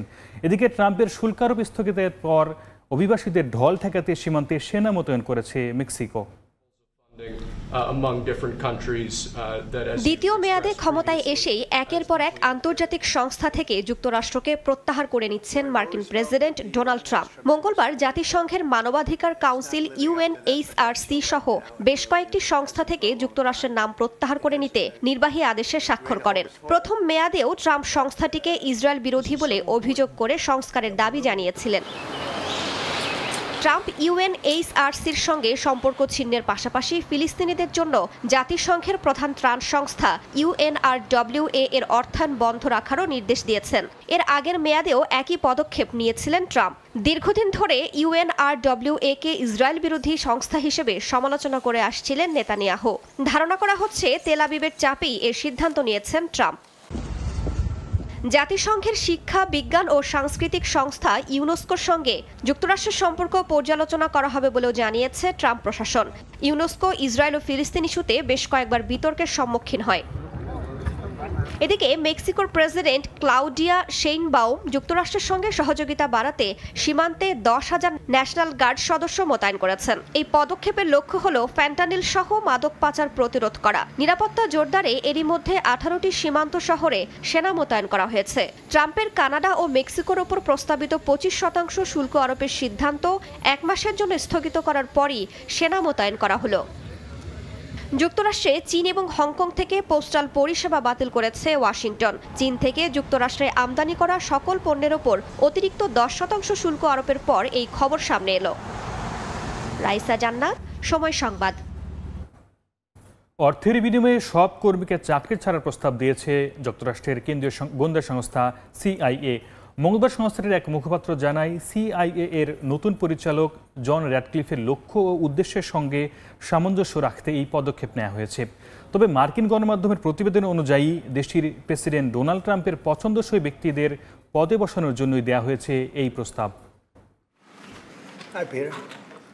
ক্ষমতা গ্রহণের আগে থেকেই মার্কিন মন্ত্রিসভায় নিজের পছন্দের ব্যক্তিদের নিয়োগ দিতে থাকেন যুক্তরাষ্ট্রের প্রেসিডেন্ট ডোনাল্ড ট্রাম্প। দায়িত্ব নেয়ার পর প্রশাসনের প্রতিটি স্তরে কাছের মানুষদের বসাতে ভিন্ন পদক্ষেপও নিতে শুরু করেছেন তিনি। এবার অর্থের বিনিময়ে সব কর্মীদের চাকরি ছাড়ার প্রস্তাব দিয়েছে যুক্তরাষ্ট্রের কেন্দ্রীয় গোয়েন্দা সংস্থা CIA। সংস্থাটির এক মুখপাত্র জানান, CIA এর নতুন পরিচালক জন র্যাডক্লিফের লক্ষ্য ও উদ্দেশ্যের সঙ্গে সামঞ্জস্য রাখতে এই পদক্ষেপ নেওয়া হয়েছে। তবে আমলাতন্ত্র ছেঁটে ফেলা ও অনুগতদের বিভিন্ন গুরুত্বপূর্ণ পদে নিয়োগের লক্ষ্যে এরই মধ্যে হাজারো সরকারি কর্মীকে হয় বরখাস্ত নয়তো দায়িত্ব থেকে সরিয়ে দিয়েছেন প্রেসিডেন্ট ট্রাম্প। এরই ধারাবাহিকতায় CIA কর্মীদেরও আর্থিক সুবিধার বিনিময়ে চাকরি ছাড়ার প্রস্তাব দেওয়া হয়েছে বলে ধারণা করছেন আন্তর্জাতিক বিশ্লেষকরা। এর আগে 8 মাসের বেতন ভাতার বিনিময়ে যুক্তরাষ্ট্রের কেন্দ্রীয় সরকারের 20 লাখের বেশি কর্মীকে চাকরি ছাড়ার প্রস্তাব দেয় ট্রাম্প প্রশাসন। সরকারের ব্যয় কমানো এবং প্রশাসনের আকার ছোট করার পরিকল্পনার অংশ হিসেবে এই পদক্ষেপ নেওয়া হয়েছে বলে জানানো হয়। ট্রাম্প প্রশাসনের ঊর্ধ্বতন কর্মকর্তারা বলছেন, এই প্রকল্পের মাধ্যমে সরকারের $10,000 কোটি সাশ্রয় হবে। ভারতের দিল্লির বিধানসভা নির্বাচনে ভোট ফেরত জরিপে এগিয়ে রয়েছে ভারতীয় জনতা পার্টি BJP। স্থানীয় সময় সন্ধ্যা 6টায় ভোট গ্রহণ শেষ হওয়ার পরই বিভিন্ন গণমাধ্যম ভোট ফেরত জরিপ প্রকাশ করে। NDTV বলছে, এবারে নির্বাচনে 70 আসনের বিধানসভায় 41টি আসনে জয়ী হতে পারে BJP। অন্যদিকে আম আদমি পার্টি পেতে পারে 28টি আসন, আর কংগ্রেসের ভাগ্যে ঝুটতে পারে মাত্র 1টি আসন। বেশ কয়েকটি বেসরকারি সংস্থাও নিজেদের রিপোর্টে এগিয়ে রাখছে BJP-কে। এর আগে স্থানীয় সময় সকাল 7টায় শুরু হয় ভোট গ্রহণ। কড়া নিরাপত্তায় ভোট দেন নাগরিকরা। দিল্লির বিধানসভায় সংখ্যাগরিষ্ঠতার জন্য পেতে হবে 36টি আসন। আম আদমির কেজরিওয়ালের হ্যাট্রিক নাকি 3 দশক পরে ক্ষমতায় ফিরবে BJP, তা জানা যাবে আগামী রোববার ফল ঘোষণার পর।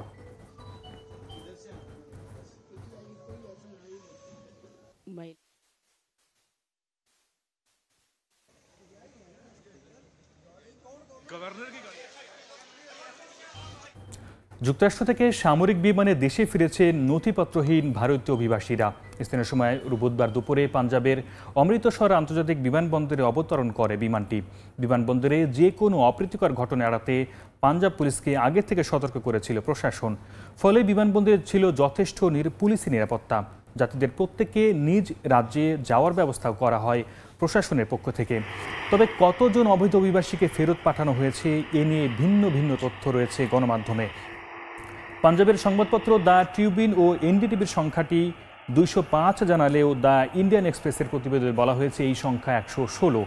এর আগে গেল বছরের সেপ্টেম্বরে সাবেক প্রেসিডেন্ট জো বাইডেনের নির্দেশে 1100 নথিপত্রহীন ভারতীয় অভিবাসীকে দেশে ফেরত পাঠায় মার্কিন প্রশাসন।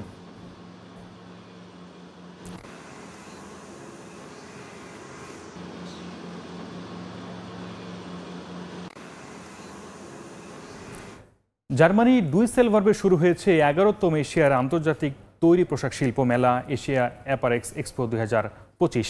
মেলায় বাংলাদেশের 20টি প্রতিষ্ঠান ছাড়াও এশিয়ার বিভিন্ন দেশের অনেক তৈরি পোশাক শিল্প প্রতিষ্ঠান অংশগ্রহণ করেছে। জার্মানি থেকে বিটু বড়ুয়া রিপোর্টে বিস্তারিত।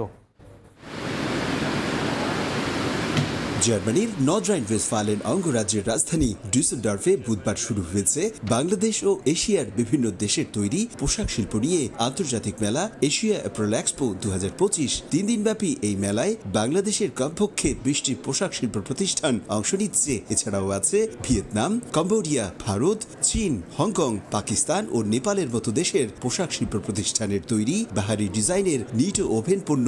জার্মান একটা বড় দেশ যেটা বেশি রপ্তানি করে বাংলাদেশ থেকে। আশা করতেছি যে এবারও ভালো কিছু হবে এবং ভালো কিছু অর্ডার পাবো। বিশ্বের কাছে আমাদের এই প্রোডাক্টগুলোকে আমরা তুলে ধরতে চাই যেটা বাংলাদেশকে রিপ্রেজেন্ট করে। আমাদের যে চর অঞ্চলের মেয়েরা যারা আছে তাদেরকে আমরা নিয়ে আসতে চাই বিশ্বের এই দরবারে। অল ওভার ইউরোপে একটা মার্কেটিং এর ডোর ওপেন হলো। হোপফুলি আমরা we can get good contracts and Bangladesh একটা গুড একটা মার্কেট অপরচুনিটি পেলো এবং ফিউচার এখান থেকে হয়তো আমরা আরো বড় একটা মার্কেট ওপেন হবে আমাদের জন্য। এবারের মেলার আয়োজন করতে পেরে খুশি জার্মানিতে বাংলাদেশ দূতাবাসের কমার্শিয়াল কাউন্সিলর। জানালেন বার্লিনের পরিবর্তে ডুইসেলডর্ফে মেলা আয়োজনের অভিজ্ঞতা। বাংলাদেশ দূতাবাসের পক্ষ থেকে চেয়েছি যে একটু ডাইভার্সিফাইড সোর্সিং আমরা জার্মানি অন্যান্য এলাকাতেও আমরা ছড়িয়ে দিতে চাই। আমাদের বায়াররা, আমাদের যারা সোর্স যেখান থেকে আমরা হতে পারি, ইউরোপের অন্যান্য দেশও যাতে আমাদের এক্সিবিটর যারা আছে তাদের যাতে কাস্টমার পায় বা বায়ার পায়, সেটার একটা অন্য একটা কারণ। মেলায় আসা জার্মানি সহ ইউরোপের ক্রেতা বিক্রেতা ও দর্শনার্থীরা জানান গুণগত মানের দিক থেকে বাংলাদেশের তৈরি পোশাক বিশ্ববাজারে অপ্রতিদ্বন্দ্বী। আর এ ধারা অব্যাহত রাখতে হলে সুষ্ঠু কর্মপরিবেশ বজায় রাখা অত্যন্ত গুরুত্বপূর্ণ। জার্মানির সাথে বাংলাদেশের রয়েছে দীর্ঘদিনের বাণিজ্য সম্পর্ক। সেই সম্পর্ক মজবুত করতে ডুইসেলডর্ফের এই এশিয়া অ্যাপারেল এক্সপো অত্যন্ত গুরুত্বপূর্ণ ভূমিকা রাখবে। একই সাথে শুধু জার্মানি নয়, ইউরোপের অন্যান্য দেশে বাংলাদেশের যে পোশাক এবং বিশেষ করে তৈরি পোশাক রয়েছে সেই চাহিদাটা আরও বেশি বাড়বে এমন প্রত্যাশা ব্যবসায়ীদের। জার্মানি থেকে বিটু বড়ুয়া, সময় সংবাদ। বিপিএলের শিরোপা ধরে রাখাই একমাত্র লক্ষ্য ফরচুন বরিশালের। ফাইনালে প্রতিপক্ষের শক্তিমত্তা নিয়ে না ভেবে নিজ দলের উপর পূর্ণ আস্থা কোচ মিজানুর রহমান বাবুল। তাহিদ হৃদয়ের ফর্মে ফেরা বড় স্বস্তি দলের জন্য। এছাড়া এবারের বিপিএলে দেশীয় ক্রিকেটারদের পারফরমেন্সে মুগ্ধ Fortune Barishal coach. David Malan team কম্বিনেশনে আসরের শুরুর দিকে জায়গা পাচ্ছিলেন না একাদশে। সুযোগ পেয়েই দলে তার প্রয়োজন কতটুকু তা ভালো করেই বুঝিয়েছেন ফরচুন বরিশালকে। দেশের দর্শকদের মন জয় করে নিয়েছেন এই ইংলিশ ব্যাটার। বাংলাদেশের ভক্তদের ভালোবেসে ফেলেছেন মালানো। তাই তো চাওয়া মাত্রই নিজের গ্লাভস দিয়ে দিলেন এক ভক্তকে। ফাইনালে মালানের কাঁধে দায়িত্ব যে বেশি থাকবে সেটা ভালো করেই জানেন তিনি। অনুশীলনে তাই নিজেকে প্রস্তুত করছেন সেভাবেই। এদিন দীর্ঘ সময় ধরে করেছেন নেট প্র্যাকটিস। ফরচুন বরিশালও আছে দারুণ ছন্দে। দেশি বিদেশি ক্রিকেটার বিবেচনায় ফাইনালে ফেভারিট তারাই। কোচেরও স্বপ্ন শিরোপা ধরে রাখা। লাস্ট ইয়ার আমরা বিপিএলে চ্যাম্পিয়ন হয়েছি, এবছর আমার টিম ফাইনালে উঠেছে। এই টিমটা চ্যাম্পিয়ন হয়েছিল, হ্যাঁ, ওই টিমটাকে ধরে রাখার চেষ্টা করেছি আমরা। এবং সো এইটার কারণ মানে এইটা রেজাল্টের কারণ হলো একটা বন্ডিং। অধিনায়ক শান্তর মতো তাওহিদ হৃদয়ের ফর্ম নিয়েও দুশ্চিন্তা ছিল সবার। অবশেষে রানে ফিরেছেন টাইগার ব্যাটার। কোয়ালিফায়ার ম্যাচে খেলেছেন 82 রানের দুর্দান্ত ইনিংস, যা বড় স্বস্তি ফরচুন বরিশালের জন্য। সে শুরু থেকেই তার একটা রানের ক্ষুধা ছিল, তার সে রান করতে চায় সবসময়। সো আমরা তাকে সবসময় ব্যাক করার চেষ্টা করেছি। সে তার নিজের উদ্যোগেই সে এটা কিভাবে কোন প্রসেসে সে রান করলে রান করা যাবে সে নিজেই প্রসেসটা বের করেছে এবং আমরা তাকে প্র্যাকটিসে বা অন্যভাবে মেন্টালি আমরা সাপোর্ট করে দেওয়ার চেষ্টা করছি এবং আলহামদুলিল্লাহ সে সাকসেস হয়েছে। এবারের বিপিএলে সর্বোচ্চ রান সংগ্রাহকের তালিকায় সবার উপরে নাইম শেখ। এছাড়া রান সংগ্রাহকদের তালিকায় সেরা 4-এ বাংলাদেশি ব্যাটার। বোলিং তালিকায় তাসকিনও আছেন সবার উপরে, যা দেখে মুগ্ধ বরিশাল কোচ। দেশীয় প্লেয়ারদের খেলার মান বেড়েছে। যদি বলেন Naim Sheikh top of the টেবিলে আছে অ্যাজ এ ব্যাটার। এরকম প্রত্যেকটা বোলিং এবং ব্যাটিং আমাদের দেশিদেরই 90% আমি বলবো যে এখানে আছে। সো অন্য সময় দেখা গিয়েছে যে টপ ব্যাটসম্যানগুলা অন্য ফরেনাররা খেলতো, বোলিং সেই জায়গাগুলো তারা করতো, কিন্তু এই বছর যে ফ্র্যাঞ্চাইজিগুলা দেখা গিয়েছে যে তাদের আমাদের দেশি প্লেয়ারদের উপরে বিশ্বাস রেখেছে এবং তারা সেই বিশ্বাসের মর্যাদা দিয়েছে। শুক্রবার বিপিএল এর ফাইনাল খেলবে ফরচুন বরিশাল। তামিম হোসেন, সময় সংবাদ, ঢাকা। কোনো অবস্থাতেই বিক্ষোভ করা ফুটবলারদের সঙ্গে সমঝোতা করবে না বলে নিজের অবস্থান পরিষ্কার করেছে পিটার বাটলার। হয় ফুটবলাররা থাকবে নয়তো তিনি থাকবেন বলে স্পষ্ট ভাষায় জানিয়েছেন ব্রিটিশ কোচ। ফুটবলাররা সহানুভূতি অর্জনের চেষ্টা করছে জানিয়ে বাটলার বলেন, আমার বিশ্বাস বাফুফের বিষয় তদন্ত কমিটি সঠিক সিদ্ধান্ত নেবে। যে কোনো ক্ষেত্রে সফলতা পেতে শৃঙ্খলার বিকল্প নেই। সাফজয়ী নারী ফুটবলারদের কয়েকজনের ক্ষেত্রে তা ছিল ব্যতিক্রম। বিষয়টি নিয়ে পিটার বাটলার পদক্ষেপ নিলে বিরাগ ভাজন হয়ে ওঠেন তারা। জুনিয়র ফুটবলারদের নিয়ে দল ভারী করেন সিনিয়ররা, যার প্রেক্ষিতে এবার কড়া অবস্থানে ব্রিটিশ কোচ। আমার এক কথা, হয় ওরা থাকবে নয়তো আমি। এখানে সমঝোতার কোনো সুযোগ নেই। আমার বিশ্বাস তদন্ত কমিটি সঠিক সিদ্ধান্ত নেবে। আমি কয়েকজনের নাম দিয়েছি, সে কয়েকজন থাকলে আমি কোচিং করাবো না। তারা অনুশীলন না করে ভিত্তিহীন অভিযোগ তুলেছে, এটা বন্ধ হওয়া দরকার। পিটারের বিরুদ্ধে যাওয়া 18 ফুটবলারের বক্তব্য শুনেছে বিশেষ তদন্ত কমিটি। তাদের জিজ্ঞাসার সম্মুখীন হয়েছেন পিটার বাটলারও। গোপন সূত্রের খবর, সব ফুটবলারদের বক্তব্যে আশ্বস্ত হয়নি বিশেষ কমিটির সদস্যরা, আর তাই সিদ্ধান্ত কয়েকজনের বিপক্ষে গেলেও অবাক হওয়ার কিছুই থাকবে না। পিটারের চাওয়া তেমনটাই। কমিটি আমার কাছে যা জানতে চেয়েছে আমি তার ব্যাখ্যা দিয়েছি। আমি স্পষ্টভাবে বলেছি তারা বাফুফে ভবন থেকে এবং খাবার খেয়ে ভিত্তিহীন কথা বলছে। এখন তারা সহানুভূতি আদায় করার চেষ্টা করছে। আমি ইংল্যান্ডে কোচিং করিয়েছি, এগুলোর প্রশ্রয় দেওয়া উচিত নয়।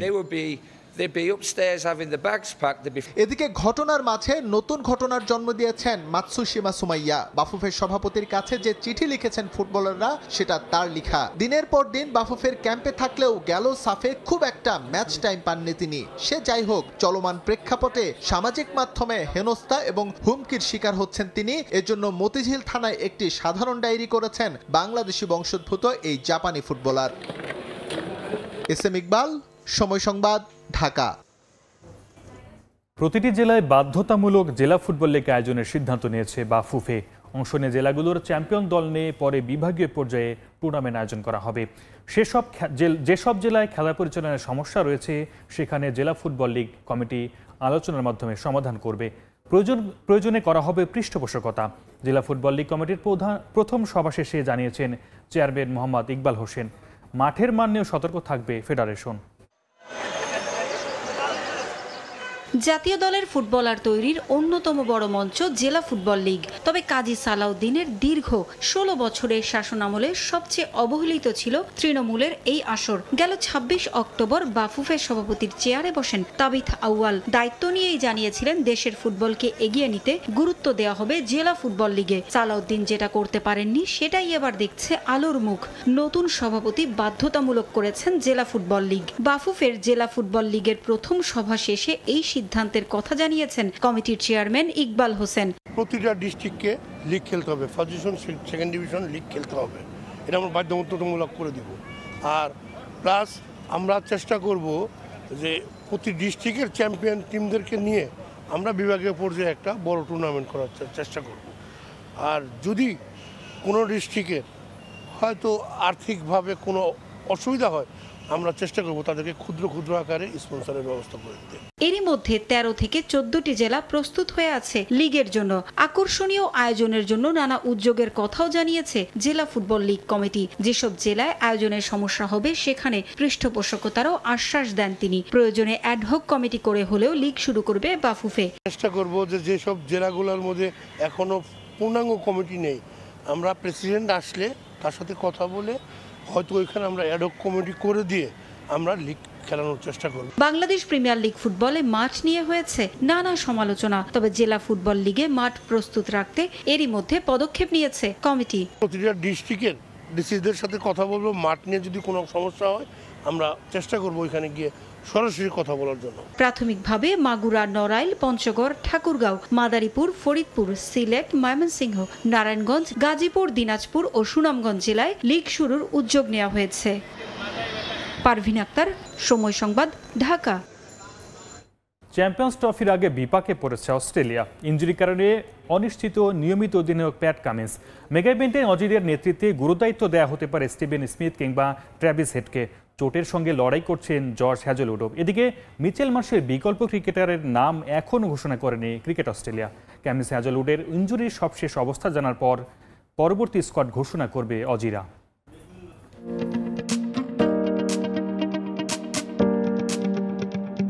তার ছলনাময় হাসি যেন তলোয়ারের চেয়েও তীক্ষ্ণ। 2023 ওয়ানডে বিশ্বকাপে ওতেই ক্ষতবিক্ষত হয়েছে ভারতীয়দের হৃদয়। ফাইনালের আগে বলেছিলেন আহমেদাবাদের 1.25 লাখের বেশি দর্শককে চুপ করিয়ে দিতে চান। মাঠের খেলাতে সেটা করেও দেখিয়েছেন। স্বপ্নের ট্রফিটা ইন্ডিয়ানদের নাকের ডগা থেকে ছিনিয়ে নিয়ে গেছে অস্ট্রেলিয়ানরা। শুধু ওডিআই নয়, টেস্টেও অজিদের দাপট। চ্যাম্পিয়নশিপের বর্তমান শিরোপাধারীরা এবারও উঠেছে ফাইনালে। মর্যাদার অ্যাশেজ আর বর্ডার গাভাস্কার ট্রফি সব দখলে প্যাট কামিন্সের। ক্রিকেটের বর্তমান ক্যাপ্টেন ফ্যান্টাস্টিক তো তিনিই। চ্যাম্পিয়ন্স ট্রফিতেও কামিন্সের ক্যারিজম্যাটিক লিডারশিপের অপেক্ষায় ছিল অজিরা, কিন্তু সেটা বোধহয় আর হচ্ছে না। গোড়ালির ব্যথা বেশ ভোগাচ্ছে তাকে। বর্ডার গাভাস্কার ট্রফিতে 5 টেস্টেই খেলেছেন কামিন্স। টানা খেলার ধকল পোহাতে হচ্ছে এই পেসারকে। দ্বিতীয় সন্তানের বাবা হওয়ায় শ্রীলঙ্কার বিপক্ষে সিরিজে আছেন ছুটিতে। পাশাপাশি অ্যাঙ্কেলের চোট থেকে সেরে ওঠার লক্ষ্যও ছিল। তবে বোলিং করার মতো অবস্থাতেই নাকি নেই প্যাট, এমনকি নামতে পারেননি অনুশীলনেও। তাই 19 ফেব্রুয়ারি থেকে শুরু হতে যাওয়া চ্যাম্পিয়ন্স ট্রফিতে যে রেগুলার ক্যাপ্টেনকে পাচ্ছে না অস্ট্রেলিয়া তা বলেই দেয়া যায়। বিকল্প বেছে নিতে খুব বেশি মাথা ঘামাতে হচ্ছে না ওয়ানডের বর্তমান বিশ্ব চ্যাম্পিয়নদের। স্যান্ড পেপার কেলেঙ্কারির পর দীর্ঘদিন ক্রিকেট অস্ট্রেলিয়ার ক্যাপ্টেন্সির বিবেচনায় ছিলেন না স্টিভেন স্মিথ। তবে ইমেজ সংকট কাটিয়ে উঠেছেন স্মাজ। শ্রীলঙ্কা সফরে প্রথম টেস্টে অস্ট্রেলিয়ার দাপুটে জয়ে সামনে থেকে নেতৃত্ব দিয়েছেন। ভারত ও শ্রীলঙ্কার বিপক্ষে টেস্টের পাশাপাশি বিগ ব্যাশেও হেসেছে তার ব্যাট। পেতে পারেন চ্যাম্পিয়ন্স ট্রফিতে অধিনায়কত্বের গুরুদায়িত্ব। এই রেসে আরও আছেন বিধ্বংসী ব্যাটার ট্রাভিস হেডও। ফর্মের তুঙ্গে থাকা বিগ ম্যাচ পারফর্মারকে মেগা ইভেন্টে নেতৃত্বে দেখতে চাইছেন অনেকে। আরেক ইনফর্ম ব্যাটসম্যান জশ ইংলিশের নামও রয়েছে আলোচনায়। বৈশ্বিক আসরের আগ মুহূর্তে ইনজুরির ধাক্কা সামাল দিতে হিমশিম খেতে হচ্ছে কোচ অ্যান্ড্রিউ ম্যাকডোনাল্ডকে। কামিন্সের পাশাপাশি অনিশ্চয়তা রয়েছে আরেক স্টার পেসার জশ হ্যাজেলউডকে নিয়েও। এছাড়া আগেই ছিটকে গেছেন অলরাউন্ডার মিচেল মার্শ। তার পরিবর্তে ডাক পেতে পারেন বর্ডার গাভাস্কার ট্রফিতে নজর কাড়া বিয়া ওয়েবস্টার। কামিন্স হ্যাজেলউড ফিট না হলে কপাল খুলতে পারে পেসার শিন অ্যাবট ও স্পেন্সার জনসনের। মাকসুম আলম খান, সময় সংবাদ। বান্দরবানে শুরু হয়েছে শহীদ জিয়া স্মৃতি ফুটবল টুর্নামেন্ট। জেলার 7টি উপজেলা থেকে 12টি দল অংশ নেয় এবারের আসরে। জেলা ফুটবল অ্যাসোসিয়েশনের উদ্যোগে আয়োজন করা হয় এই টুর্নামেন্ট। বান্দরবানের স্থানীয় রাজার মাঠে পায়রা ও বেলুনুরি আসরে উদ্বোধন করেন জেলা বিএনপির সদস্য সচিব ও জেলা ফুটবল অ্যাসোসিয়েশনের আহ্বায়ক মোহাম্মদ জাবেদ রেজা। শহীদ জিয়া স্মৃতি ফুটবল টুর্নামেন্টে জেলার 7টি উপজেলার বেশ কয়েকটি দল অংশগ্রহণ করবে। উদ্বোধনী খেলায় ভিক্টোরিয়ান্স ভাইকিংস এবং মাইদং ত্রিপুরা একাদশ অংশ নেয়। খেলা দেখতে জেলার বিভিন্ন এলাকা থেকে শত শত দর্শক জড়ো হন। সুস্থ ক্রীড়াঙ্গন ও সুন্দর যুব সমাজ গঠনেই এই টুর্নামেন্টের আয়োজন বলে জানান আয়োজক কমিটির সদস্যরা।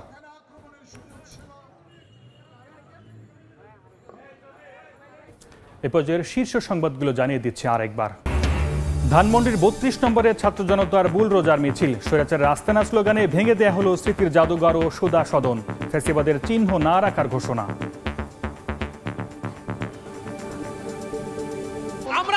বাংলাদেশে কোনো স্বৈরাচারের কোনো আস্তানা থাকবে না। স্বৈরাচারের প্রতীক হিসেবে ধরে এটাকে মানুষ গুড়িয়ে দেওয়ার জন্য এবং প্রতিবাদ স্বরূপ মানুষ এখানে এসেছে। ঢাকা খুলনায় অবৈধ ইটভাটার ছড়াছড়ি, কালো ধোঁয়ায় বিপর্যস্ত পরিবেশ, বাড়ছে স্বাস্থ্য ঝুঁকি। অভিযানে মিলছে না সুফল। ব্লকেট ব্যবহারের নির্দেশনা উপেক্ষিত। আগামী সপ্তাহে ঘোষণা হতে পারে নতুন মুদ্রানীতি। অত্যন্ত সতর্কতামূলক ভঙ্গির কথা বলছে কেন্দ্রীয় ব্যাংক। সুদহার না বাড়ানোর অনুরোধ ব্যবসায়ী ও অর্থনীতিবিদদের। জন্মসূত্রে মার্কিন নাগরিকত্ব বাতিলের ট্রাম্পের পরিকল্পনায় আবারও ধাক্কা। নির্বাহী আদেশের প্রাথমিক স্থগিতাদেশ আদালতের, মামলা গড়াতে পারে সুপ্রিম কোর্টে।